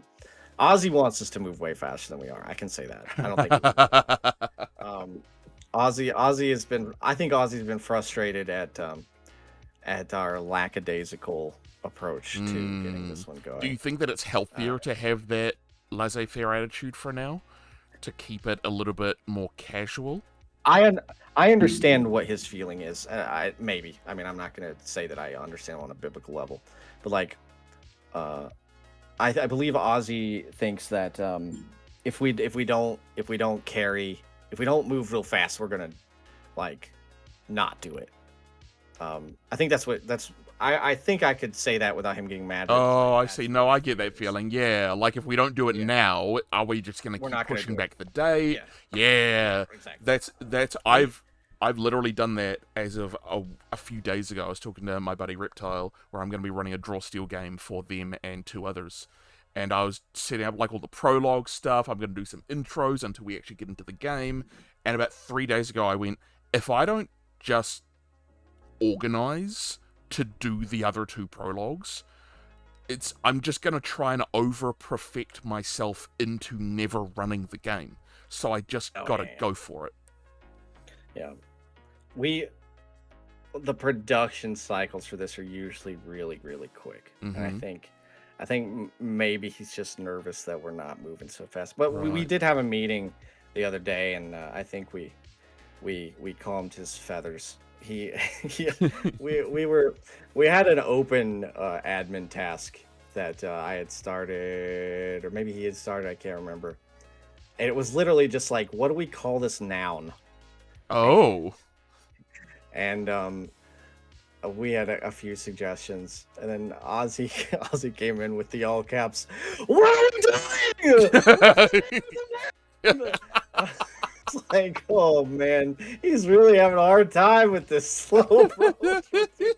He's having a tough one. we came up with the name for the noun. We came up with the name for the noun, and he, I think, he has seen that we are not merely lazing about, but just taking a slower roll on production. A more this time. considered approach. Yeah. So when you talk about like what's the noun for this? I hope he's like, Ozzy, if you're listening to this, you're bad. I'm sorry. It was a good example. Are you coming up with? I can't stress enough. He didn't do anything wrong. I'm just Of course, yeah. No, it's always really fun to see, because when I first came in here, seeing the speech patterns of the staff, it always causes a little bit of whiplash, because I'm sitting here, you know, the tism being weaponized against me, and I'm going, are they okay? And it took me, I think, a couple of tickets of you being in a ticket with me, where I'm like, oh, that's just how Withers talks. Yeah. It's not a case of the gifs help, emojis really help. If it's just text being like, all right, what do you want? I'm sitting here like, oh, I hear it like I just said it. Whereas it's actually like, it's kind of a fun like, hey, what's up? What do you want? Yeah, what do you want now, you needy little child? I mean, we try to be business casual, but like, It works pretty well. I have too much me in me to really quell it, honestly. And it's never served me in anything but getting me in trouble. I know the feeling. Yeah, friends of mine and they know me as I'm the red button when they ask me for my thoughts on things, because I will tell them what I'm actually thinking. I say what I mean, and I mean what I say. Whereas all of my friends have, it's not that I have no filter, because that just means that you're an asshole. But when my friends know, if you ask me what I think, I'm going to tell you. I'm not gonna, people say sugarcoat. I'm not gonna try and insult your intelligence. I'm gonna treat you like an adult, and I'm gonna talk like an adult. So some of my friends are like, no, we'll ask you your opinion on this thing after we've kind of talked about it a little bit between ourselves, and then if we need you, then we will come to you. Yeah. But yeah, the phrase that I like to use is treat you like an adult. And if you can't handle it for yourself, I can't afford psychologically to worry on your behalf. Yeah. I can't. I don't have enough spoons, as the kids say. Well, if somebody comes into a ticket and needs like emotional support, I am not the admin that does those tickets. And that's why it's great that there's such a wide admin team where I think Badger has come out and said, like, yeah, we have tickets sometimes where people are like, I just got to bitch about something for a moment, and one of the admins comes in and I was like, all right, lay it on me. Yeah. It's great that these are diverse teams. Becky's really good at the heavy emotional tickets. She's like, I don't know how the fuck she does it. I'm always like, how the hell do you? I generally don't. I can't. It depends on the player too. Like, if someone I know is having like a real serious tough time, and I know why, and I can understand it, I can engage with them. But if it's like, oh, my blueberries are gone and I hate this game, I can't. I don't have the time. I don't care. I genuinely hope you leave. So Becky deals with those, and she does a really great job. I think Ozzy can do some of them. I fucking can't, dude. I pick and choose my battles. Look, when you've been through Gamergate, oh yeah. No, and what do you want me to do about that? Me, good point. Oh, it's great. I think I said that to her in a ticket once. That's funny. I mean, that is an answer, kind of. It is kind of a way of like, look, this sounds like a you problem. This sounds like something that you need to deal with. This is not a ticketable offense. Yeah, you get a lot of those. It was valid, though, she says. Yeah, it happens. Get Becky on it. So here's... You mentioned them earlier. I wanted to go into kind of like VRP iceberg. A little bit of iceberg stuff. But the one specific thing that I have, because from context, I'm doing my best to try and piece it together. Dana.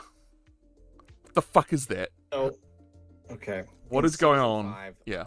Season 5, there was a girl, a normal girl, who worked in game development in, I forget what country, overseas, somewhere in Europe.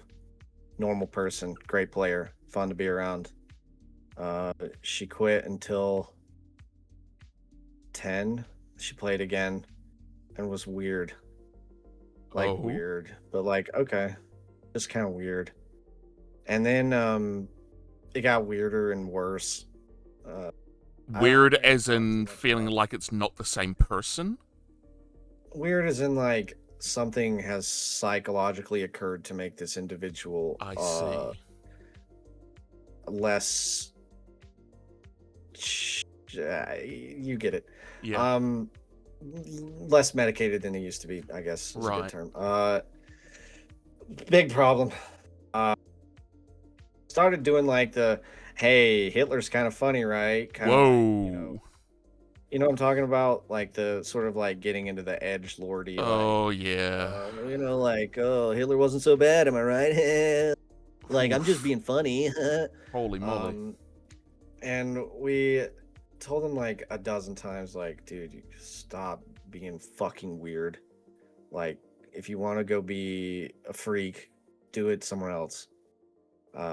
And I've been on fairly good terms with this person for a number of years, but like she just got unpleasant and awful and started like one time she brought in an alternate account into the voice chat and it was just playing like Russian radio static at like max volume. Like that Oh, great. was like the kind of shit she was doing. I hate It that was so really much. just annoying, weird internet person shit. We banned them. They came back on 6 or 7 different alts, banned all those. They would get in game. They would start buying other people's discords. It's just a nuisance, not like a serious. I mean, I guess it's icebergy. It's weird. Someone does DANA every time Yeah. that someone gets banned mysteriously. Oh, I see. But like it was like at the end of the day, it was a person who needed to talk to a therapist and get some kind of treatment plan that wasn't doing it and was spending too much time online. Right. Okay. That's really all it was. Yeah. Terminally online. Correct. Yeah, I've met a few people like that where they only have opinions She's listening from to the this, by the internet. way. I promise you, she's listening to this. Okay. Hi. Hello. I 100% promise you that she is, in fact, listening to this right now. And I would just like to say, go fuck yourself. But anyway, what's your next one? What? Eel posting. I've seen that a little while ago. What is that? Okay. All right. So, This is the best response I could have gotten from that, by the way. there's a very, I'm going to send you this GIF in our DMs right now so you can see what I'm talking about. It is can I even find it? I don't know. It's a GIF of an eel eating an eel. Okay. Okay. And it's eating it like a big old spaghetti noodle. And there used to be an admin on this server who is long gone now. She not here anymore. But for some reason, this eel GIF was like psychologically triggering to her, the point where like we started getting muted and banned for posting in Gen Chat. Oh, wow. Constantly. So whenever the admins were doing some dumb admin shit like admins do, where they're like, actually, we have a new rule and it's dumb as fuck. We would just start spamming the eel, eating the eel my GIF God. as just a visceral Like a way to protest. assault the administrators. Yeah, exactly. And Yell.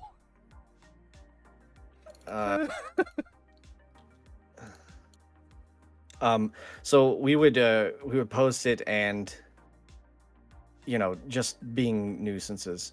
And eventually that admin was gone, but the eels remained.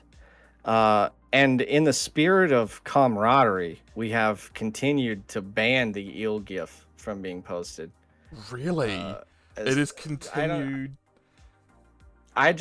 we for whatever reason, we just refuse to allow the ill gif, and you will be muted for up to a week if you post it. Okay, It's heads just up, there's no everyone. rule about it, but we will do it. But it like so it is one of those iceberg things where if you accidentally stumble upon it, it If you accidentally posted the eel gif, you would get muted for 3 days, and you would be like, "What the fuck happened? What did I do?" And well, Andy has tried to make new people post the eel. Before. I no. know that he's been like, "Hey, post this gif."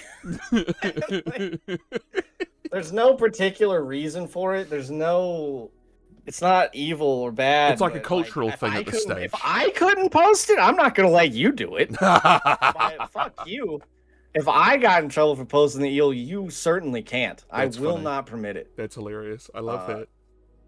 So, I will not permit it. Or loophole. And I know Loophole. the rest of the team is. Loophole. Public channel in or on it. private channel is like a private.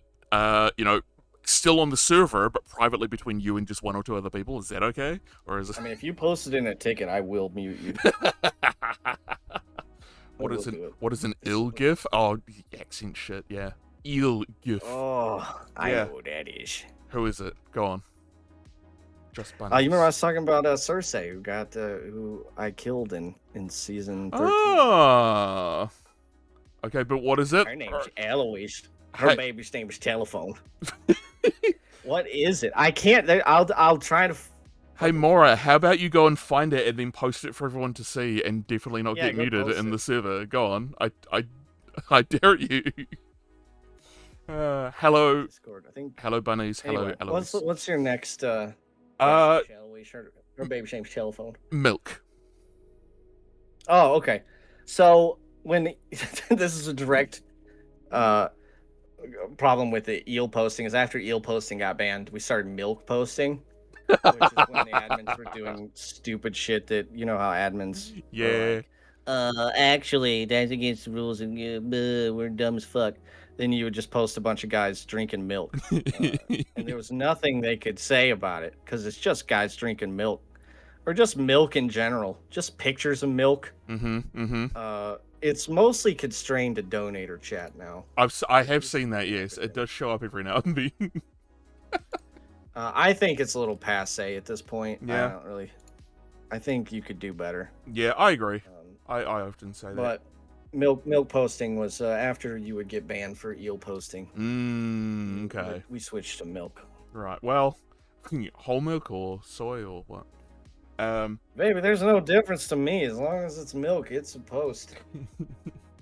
There are two things that you need to know about that.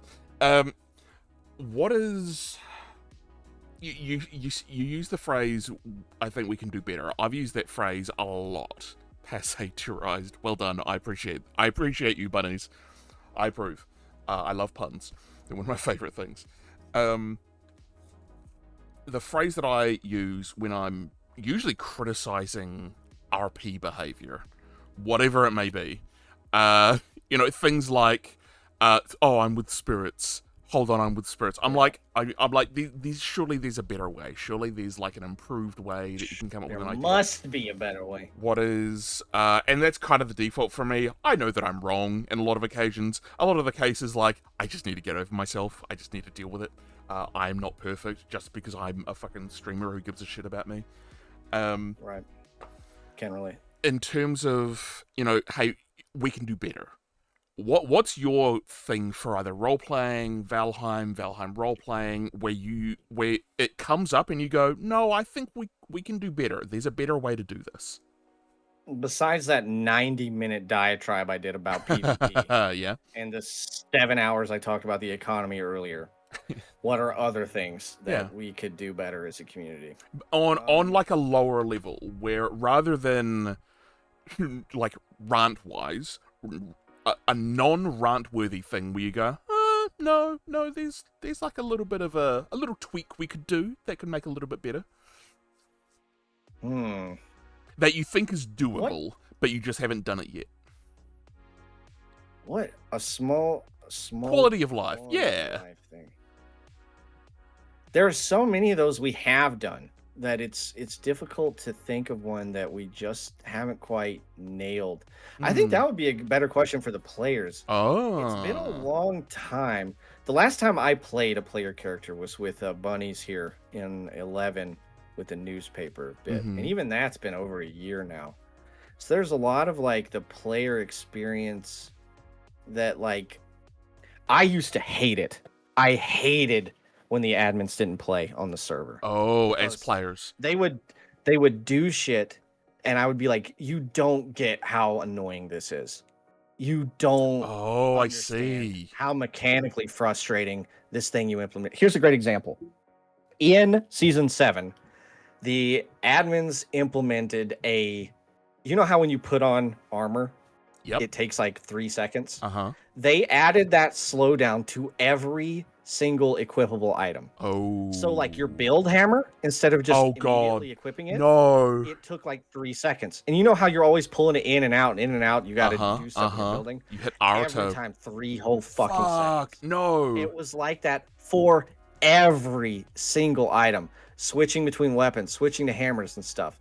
It was so fucking frustrating that it, like, you know, I'm always like, dude, take a second, you know, relax, okay? But this was infuriating, and it seemed like it was added just to piss us off. Because like I remember the admin team at the time was like, why are you so fucking mad about this? It's not a big deal. It's just a fucking hammer. Yeah. Like, but the I functionality posted of a it. video. I posted a video in Gen Chat of me trying to pick up a fork, and I had titled it like, "This is how our VRP admins actually eat dinner." And it was like a 45-second like delay on me being able to put my fork up and down.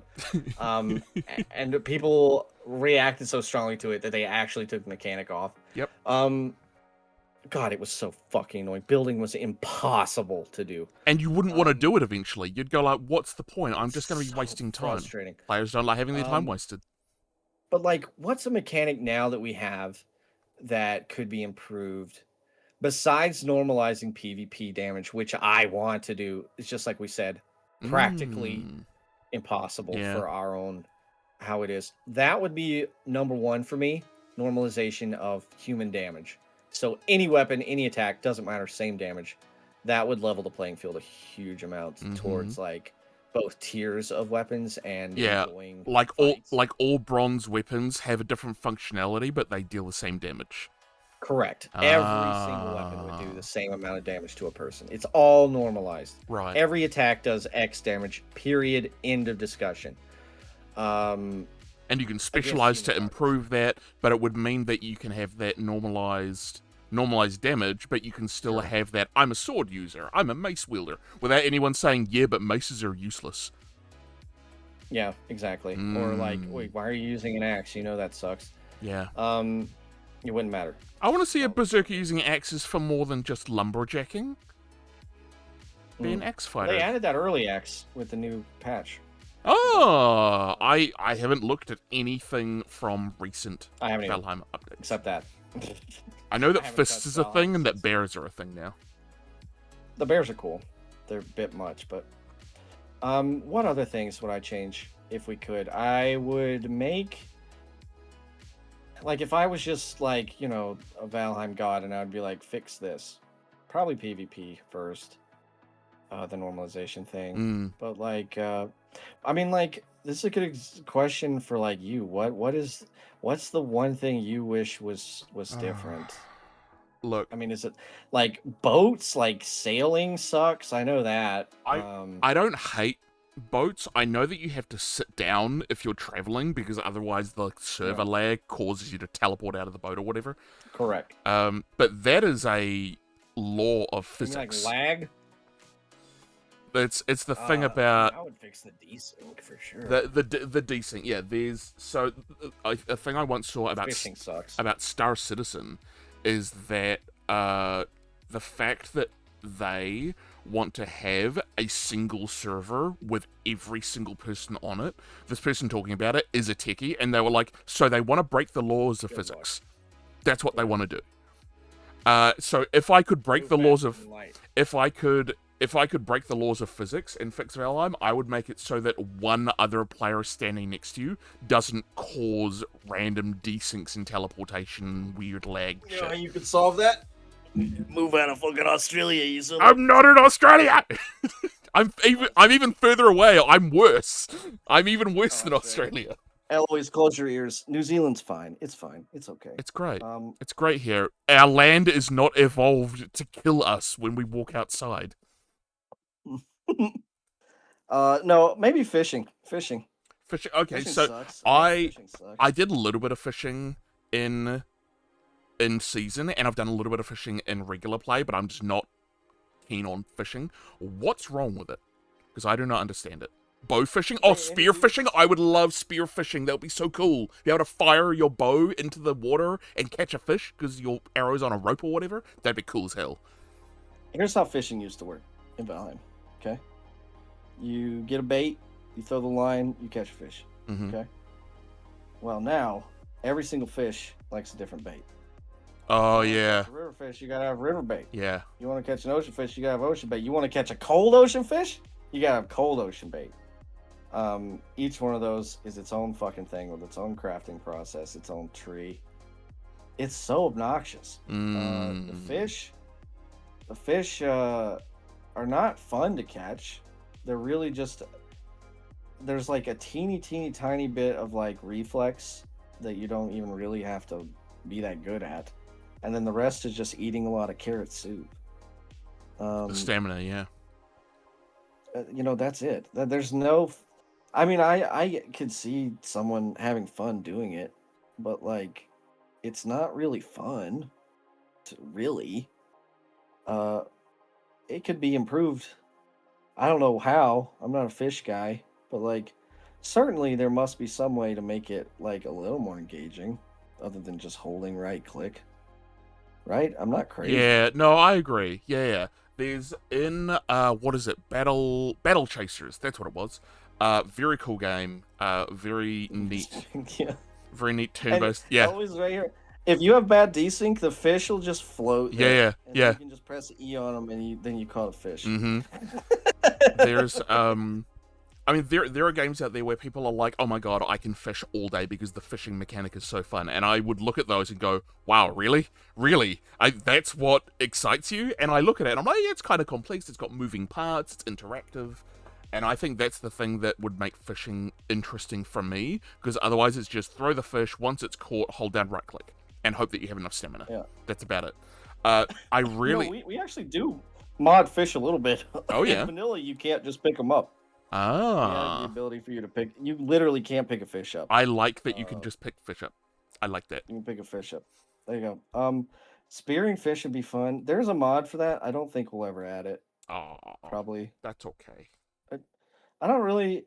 I mean, we might. But that's probably what I would add, because hunter characters would be even more fun. You use a bow on land, you use a bow on the water. You know, you stand out there shirtless, fucking stabbing fish in the water. I don't That's think neat. the mod works with bows. I think it only works with spears. Well, spearfishing is fine as well. Yeah, like that's very castaway kind of stuff. That'd be kind of neat. I think that's probably my answer. It would make me want to engage with fishing, and I think it would work for other people too. Yeah, fishing would be nice. Add the mermaid mod. Don't say mermaid. Dreamy will appear. There is a mermaid mod. Apparently, Bunnies is saying there's a mermaid Doesn't mod. work. Miro, maybe we'll look at it. I mean, I don't know. Yeah, the changes to fishing, Battle Chasers is kind of neat because it is, you're in sort of an exploration area, you run around and you throw the bait, and basically it's a case of like the arrow keys, where you push the arrow key that's opposite to the direction the fish is going to be able to continue to reel it in, and it randomizes every couple of seconds where you have to hit the right key. That's kind of fun. It's kind of neat. I remember I spent a lot of time doing that. I've read an AMA with the Valheim devs about fishing, and they're like, it is what it is. It's not really gonna change. That sounds like a job for the modding community. Yeah. There's a mod with sea monsters, including mermaids. Woohoo! Full disclosure, I tried to pay for a guy to make a train mod. No. Trains into the game. And I had a guy look into it, and he got as far as like putting in a model, but like the changes in elevation make it really tough. That would be fun to have. I really think that'd be cool. Could you imagine your job being like a train conductor? Oh my god! You're literally your job was driving a train back and forth across the map. That shit would be so much fun. Are they still here? They may still be here. My moderator would love that. Yes, there they are. Oh yes. Oh yeah, Reptile would love that shit. Reptile is my friend who genuinely enjoys Euro Truck Simulator and stuff like that. Oh yeah, man. So that'd be awesome. That'd be really cool. I think in general, Valheim lacks a lot of really fun transportation options. Yes. The horse cart is the best part of the horse mod because it's literally a rickshaw. Yes. Airships, like, how many times have you thought about this? Gyalrigibles, right? You take its skin, you pump it full of gas, and now you got a blimp. Oh my god. Oh my god! Yeah, that's cool. That's cool as hell. Any kind of steam-powered locomotion technology. We love that shit. Ugh, it'd be a dream. Yep. Like, in general, A Gyalrigible. One thing... Yeah, Gyalrigible, That's a fantastic... Valheim's worst, I mean actually worst thing is its transportation. Give us air transport. Carts are bad. Yep. Mounts are bad.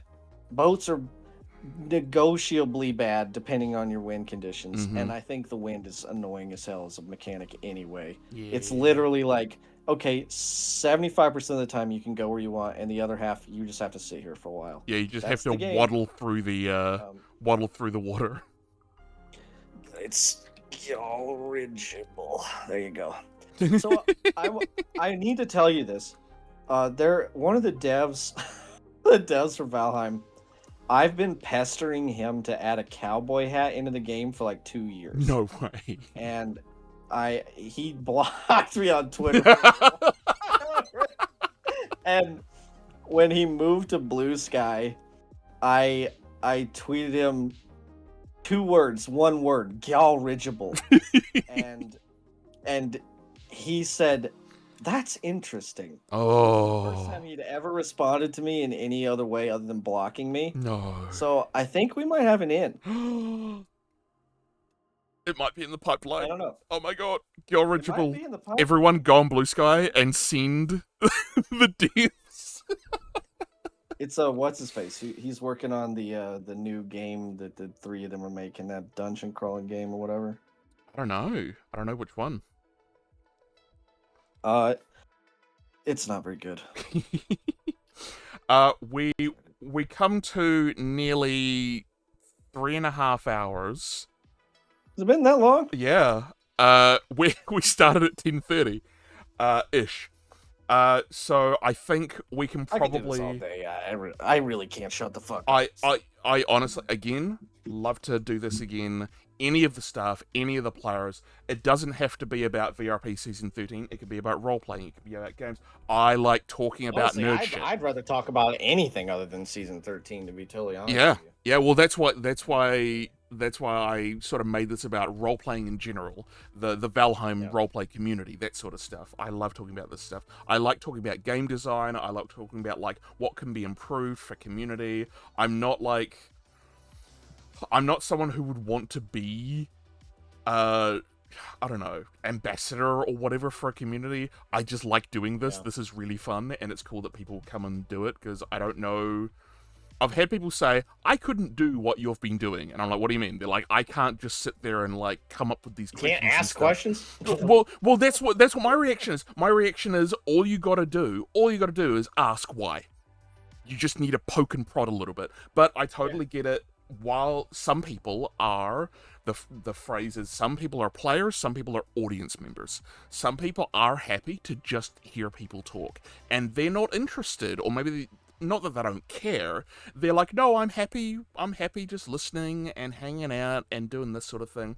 And I'm like, all right, well, if you're not going to do it, I will, because I like sort of poking and prodding and stuff and getting the sort of discussion. There are a couple of things earlier on that we kind of don't fully agree on, but that's fine because I think that's Oh, more yeah. interesting. I think a lot of people disagree with me about the economy. Like I fundamentally understand that like I am not Jesus Christ here. Like I know that I am not the smartest man on earth when it comes to how to solve these problems, and I know that my solutions are not the end of the world in terms of like Yeah. how to actually solve for X in a lot of these situations. But Mhm. like we said at the beginning, the one thing I have the most experience with in role playing is role playing on this server. Yeah. So Yeah. I I I feel like on a macro level, I can see how most of the community is going to react to most ideas. Mhm. I don't necessarily like we talked about in the first interview with Ether. I'm obviously not always correct, and I definitely don't see everything coming. Like turning yourself into a genocidal freak bug. I didn't think so many people would want to do that. I didn't think our community was into, shape shifting as much as they were. Oh yeah, we're a community of monster fuckers. That's on me for not knowing your private Discord stuff, where you are when you're not here. That's on me. I was wrong. Oh my god. Oh my god, you were wrong about something. Like I said about this economic change that's coming, and you know what? This is 3 hours in. I'm just gonna go ahead and tell you what's gonna happen because if anybody's still listening at this point, whatever. So, what we talked last time about how everyone was going to be able to make gold or gold dust, uh, and that would be like an intermediary currency. So we dropped that. That's not happening. What instead is going to happen is that everyone can do trophies now. Okay, you can make coins. You can sit at your house. You can make your own coins. Um, the idea here is, and there are other changes happening to merchant that are I'm not going to tell you about, but it's not going to take away from them at this point. Okay, because you said merchant's kind of a problem child. It is. I accept it. It's being changed. It's going to be different. It will have things to do, but so everybody can break their own heads. Everybody can do gems. They can do a few other things. They can turn everything. Everybody can get coins on their own without having a bottleneck of having to go to a merchant. The idea here, the idea is that this makes coin usage more universal. There's less obstruction in the way of you getting involved in trade outside of bartering or, literally trading carrots for potions or whatever. Mm-hmm. You will be able to access gold on your own will at any time. You will always have access to it. I really, really wanted that intermediary currency, but okay, 1, 2, 3, 4, 5. Fuck it. We talked about it, and we couldn't quite get a consensus on how valuable it would be. And the idea that so like you would get gold ore from processing your heads, and you would take that to a merchant to get coins. Everyone would just use the ore. They were correct. That is what would happen. Yes. No one would get coins. They would get coins when they needed something from the merchant. So what's the point, really, at the end of the day? Correct? Right. So we took out the intermediary stuff, and now you can just have coins. You just have coins. You can get them whenever you want. There's other stuff we're doing with them that's different, that's changing. I'm not going to talk about that. We should have it all up in a blog post before the season.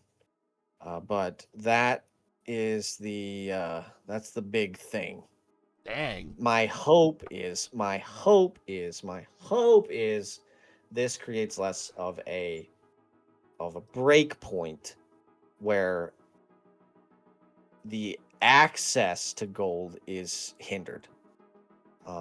Right. If you can have it whenever you want it, it's less of a burden to do it.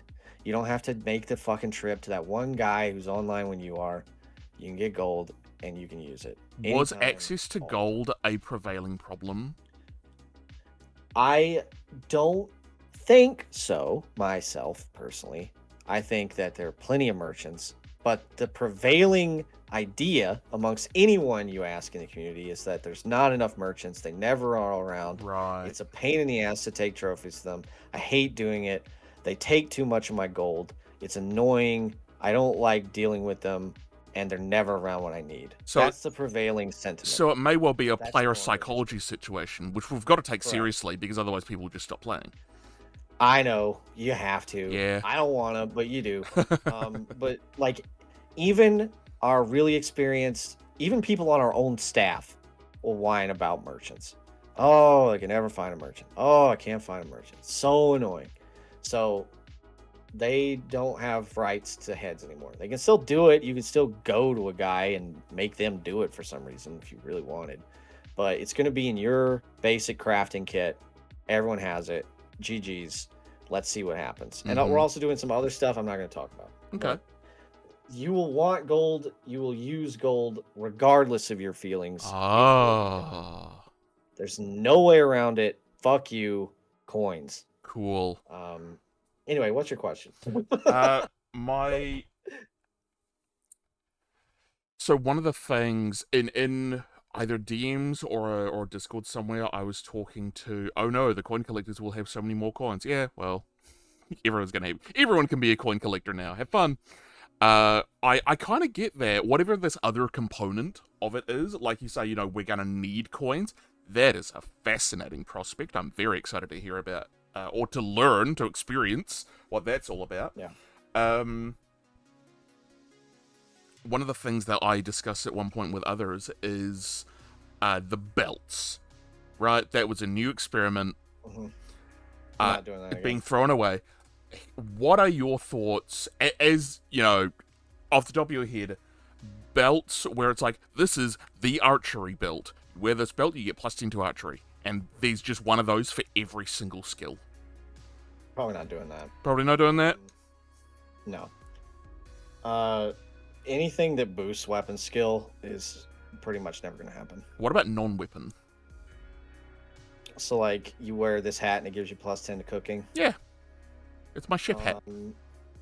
We used to have that, actually. Oh, okay. When you would put it on, it would show you, like, quotes from, like, Gordon Ramsay. Oh my god. That's funny. I'm not even kidding. It was so dumb. It was part of Bon Appetit, which was a huge food and farming mod. Oh, is that the one that brought in, like, burgers and pizzas and shit? Yeah. Problem with that was a lot of the food started breaking. It didn't have collision. Like, literally, it didn't have collision anymore. So you Oh. would drop cake and it would literally fall through the earth. It's my phase cake. And it's also incredibly difficult to balance. Like, cake was like plus 300, 300, 300. What? If I recall. What? It was nuts, man. Some good fucking cake. God damn. Dude, pizza was incredible. And you could make, it was like pumpkin soup you'd make with 3 pumpkins and it gave you 60, 60, 60. Wow, okay. Absolutely fucking bananas. Especially when there's infinite pumpkins, as Nacho. we've established. Nacho got tip banned in season 7 for auto-clicking 9,000 pumpkins. No! As in, like, to Exactly. craft them? He had an auto-clicker. No. Yeah, it was part of the Bon Appetit mod, which we dropped in 10. It was before you came back. God, it was good too. It was huge. Yeah, like skill boosting items. Yeah. Possible. Yeah? Not illegal. Probably not going to happen this season. No, it's definitely not happening. Yeah, of course. But, like, it could.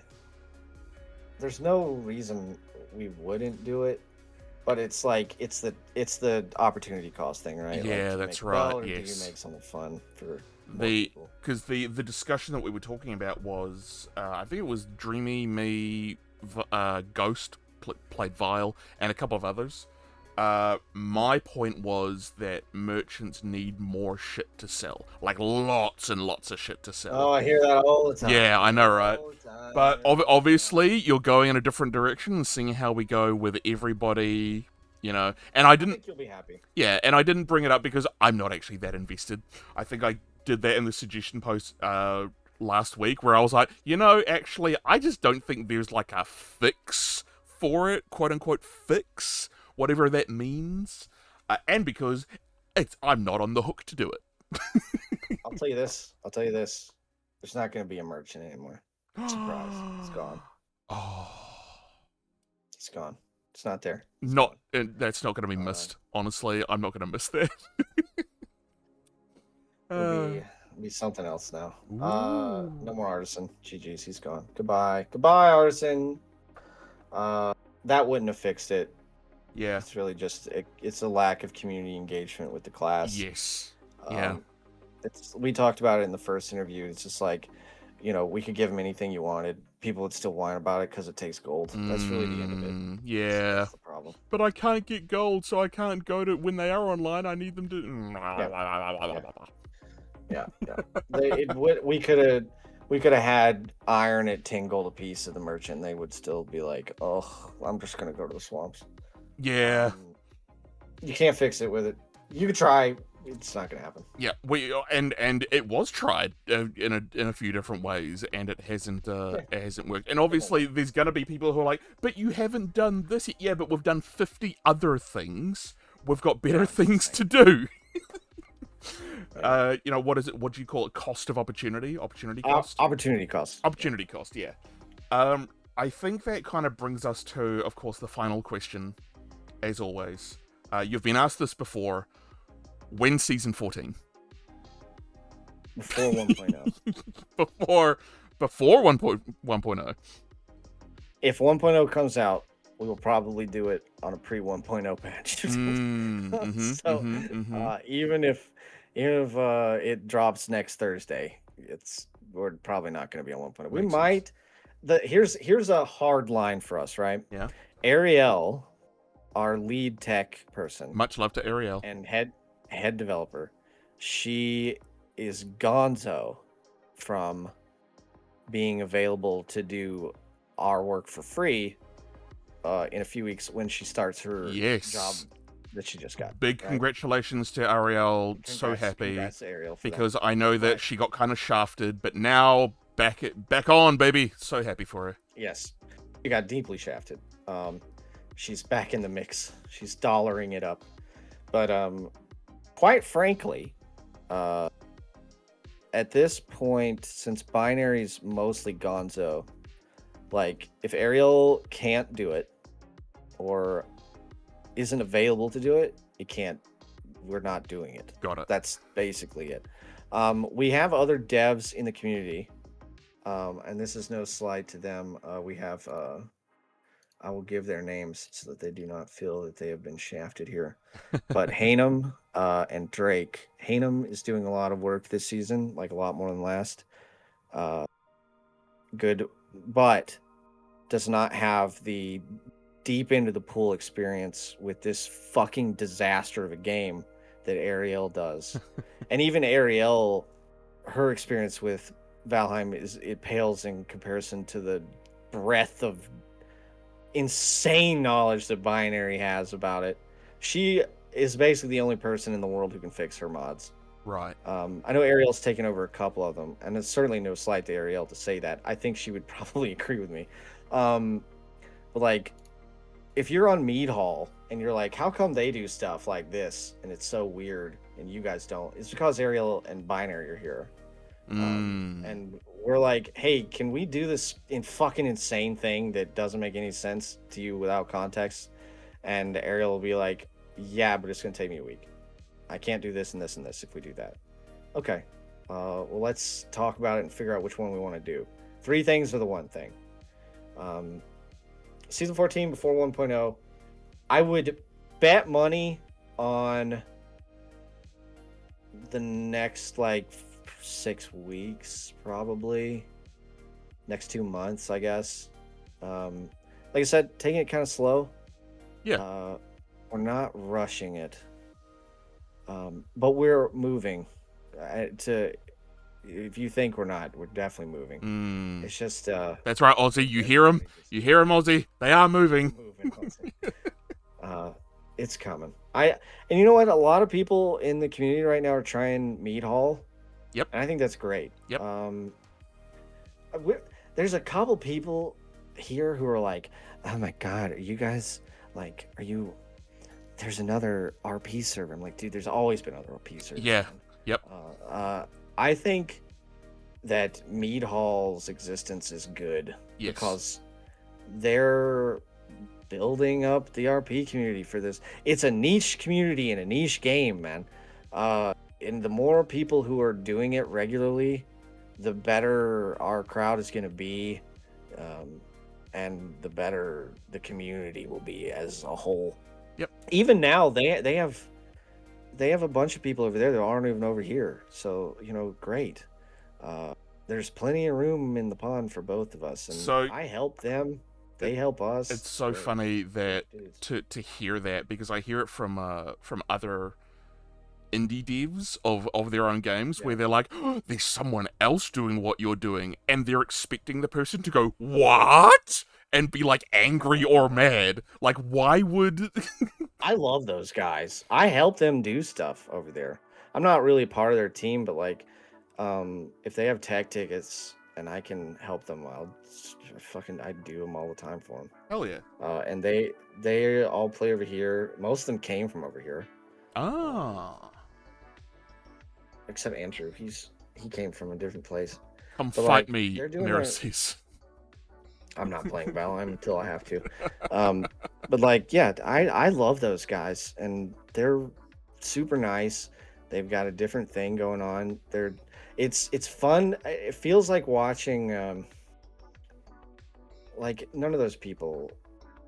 Like I wasn't like really close with any of them really. Like I consider them my friends, but it's not like I've been to their weddings or anything.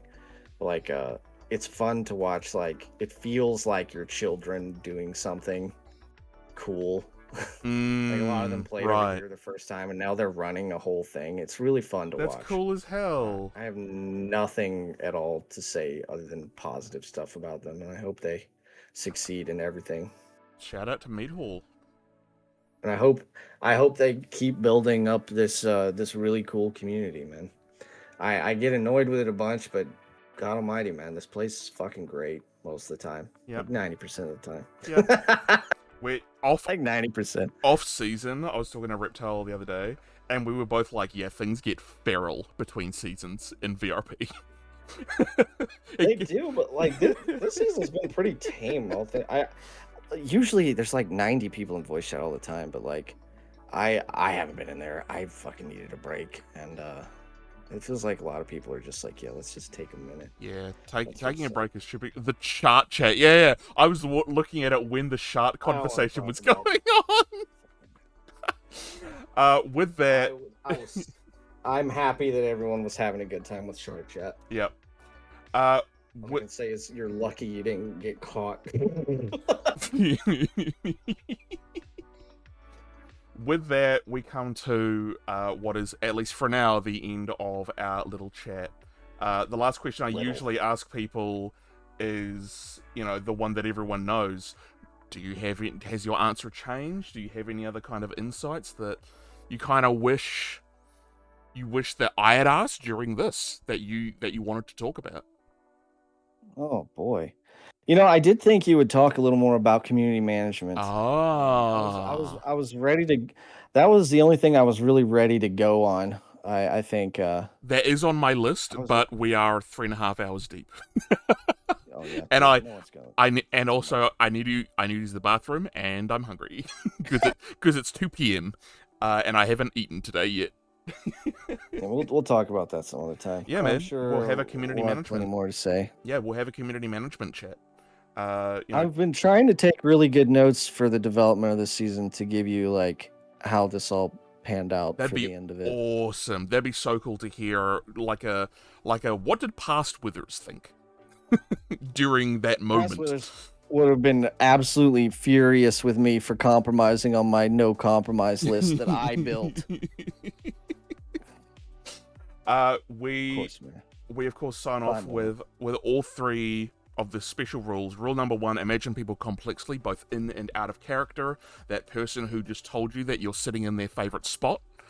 Maybe ask them why. Maybe ask them what went on today that made them so upset about the fact that you're sitting in their spot. Is it their spot?